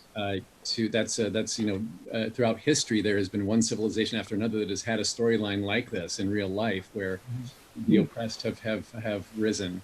So, here he gets to do that, and it's all done in a very non-violent kind of way. He doesn't have to resort to pulling out big guns and aiming them to get his way. It's more of a using reason, and it looks like he's going off the rails, but he's got a plan. Yeah, I love all that part of him. That's great. Well, there's an exchange between you and Mira, where Mira says, "I know what you're doing," and she says, "Slave revolts tend to go badly," and she mentions Spartacus and John Brown, and then you say, "Well, Moses did all right," and it's like exactly. Great. And getting back to your Dornevan's relationship with Yusuf. I mean, my idea was on that mining colony that's basically you guys are the two loneliest guys in that entire mining colony, and you find each other. And through Bob being compassionate and saying, "I can fix this one, don't throw him on the fire, and don't make him a briquette." And but this is basically in a way a love story where it's like you two become friends. And it's funny because I almost, in the new scene in Ripple Effect, I almost titled that scene "Dornevan Makes a Friend." Yeah. Which we'll see when we see the scene. We both, in the showing of it, doing a piece that I just completed. A woman is talking to her dog, and her husband's a minister, but she's a non-believer, and she says to this newfound friend, her dog, which she says maybe that's why people believe in God, because everyone needs someone to talk to. That's interesting. Yeah. Well, but we're not offering you the role of the dog. So just to let you know, Doug, no more rubber, no more prosthetics. It wouldn't surprise me, but yeah. Exactly. Adam, are there other questions for our wonderful guests? I don't know if we're gonna have. We have time for maybe like one more. Sure, you bet. Yeah, because we want to make sure we get that. I'm going to show off my Science is Universal shirt there. Yay for the Planetary Society. Oh, you should. I want to compliment you not only on your Muslim character, but you made a great rabbi. In Hail Caesar, yeah. Thank you. I have in the space of 1 month, not that long ago, I think when I did the reading, when we did the audio play for you, and I played a Muslim character again, within 30 days, I played a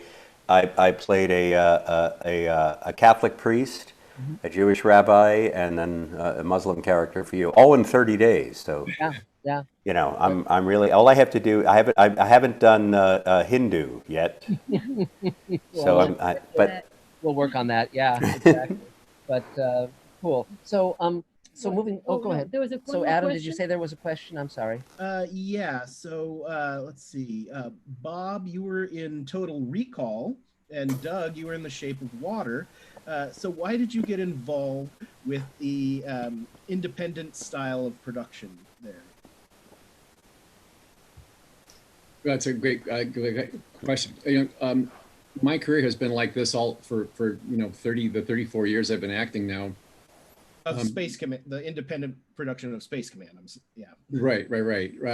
So yeah, between bigger jobs that pay the rent, when there is an independent film that or project that is of interest, where if the director is there that I feel safe with, if the script is there, if the character is there that I want to explore, if I get to play on film with someone interesting that I haven't had the chance to yet, if all those things are in place and the calendar works out, why not? So this was Space Command was one of those projects, and I met Mark earlier at a year or two before where I won the Saturn Awards. Yeah, when I won it. Yeah.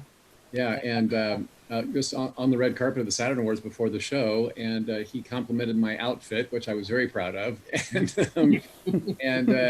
so after when we figured out who each other was, it was like, oh my gosh, yeah, so let's work together sometime. That'd be great. And then he created Dornevin for me. So it's like, especially with his handcrafted, specifically molding this character for me personally after meeting me, that made it even more special to want to play. Yeah. Well, it's funny because Armin Shimmerman, I met Armin on the set of Deep Space Nine, and I said to him at that time when I met him, I thought he was just terrific. I said, I'm a producer, and I'm going to hire you. And he later told me that it was the only producer who ever said that and meant it. And so when I say I'm going to write a role for him, it's like, this is bullshit. It's just, and Bob, they were asking about Johnny Cab. I don't know if you want to. Oh, yeah, I was going to say that was the oddest. The reason I made a face on the question is I can understand saying, Bob, you did 7 years of studio franchise television on Star Trek. Why would you do an independent production? But Bob, you worked one day molding the head of a puppet in a movie called Total Recall 30-some years ago. Why, after that, would you want to become involved in an independent production? Well, because one day of work didn't seem like a career to me. No. First of all, the reason I was in Johnny Cab was I had worked for the great Rob Bottin a couple of times in movies like The Howling and Legend, and that was my swan song to special effects makeup. I have since become so claustrophobic that I find it hard to look at a picture of Doug Jones in makeup, much less wear it myself. So I don't. But the last time I did a makeup effect of any size was the casting of my head for the Johnny Cab puppet. But if I just take the essence of the question, which is why do you get involved in a independent production?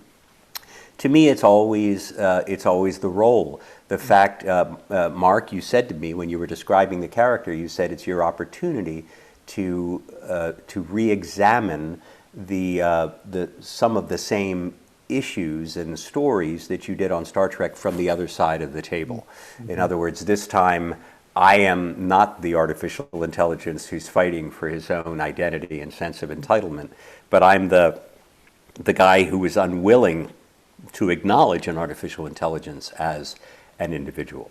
Who I had to face off with. That was basically Captain Janeway's role opposite me in Voyager.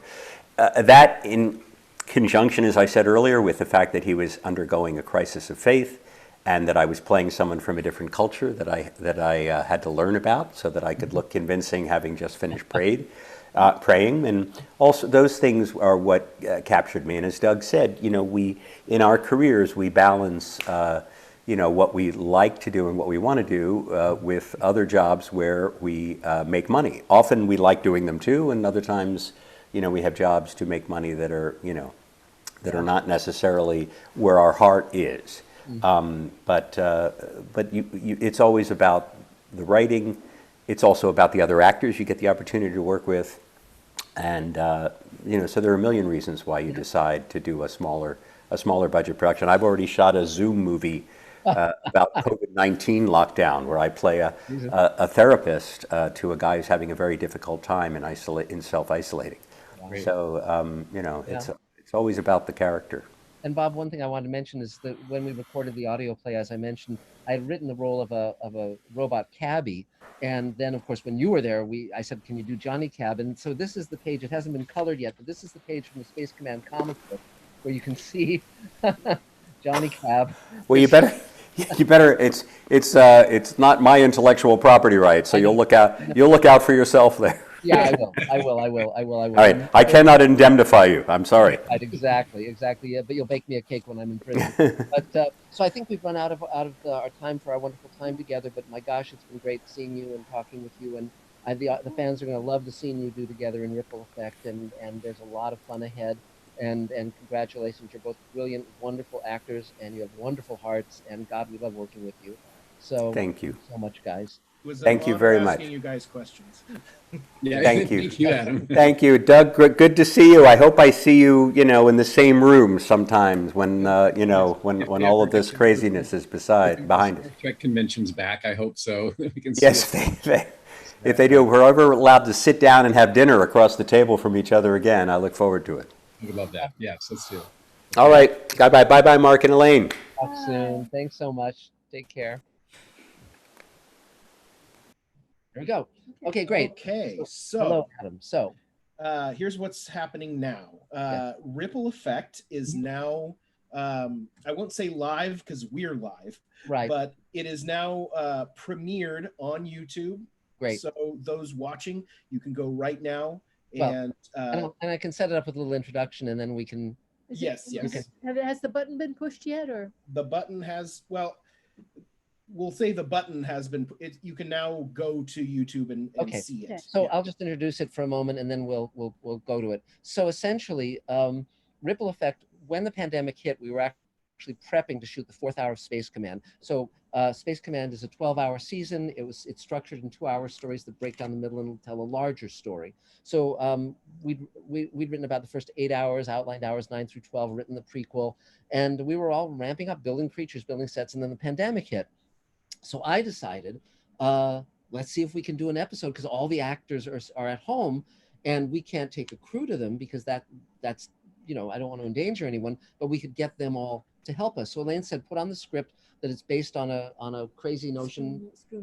A crazy notion. And then we said, well, how do we do this episode? And Elaine had the idea that it would be similar to Spoon River Anthology, which is a book and a play in which characters in a small town do monologues about their lives, and it creates a larger portrait of the town and the interrelationships. So, and as we started writing it, originally it was going to be short, and then it was going to be a full hour, and then it ultimately became 2 hours. So this is basically a companion piece to Space Command. It essentially introduces characters that you'll see in the entire first season, and it's not a traditional, episode of a show where it's like A to B to C with beginning, middle, and end. It's more like, here's all these generations of characters. Now we also did a genealogical chart that shows all the relationships of all the other characters. So, and we have an intro with the actors introducing their characters. So again, you can see what the relationships are. So I think with no further ado, you'll click on whatever link Adam puts up, and if you want, and Adam, you should also put a link to the genealogical chart that people can download, because Elaine wrote it and Brian McEwen designed Brian it. McClure did Brian McClure, hours of the beautiful visual wonderful design. Brian McClure. So great. So I think we're ready to go now to Ripple Effect. So thanks, guys. We'll see you in about 2 hours.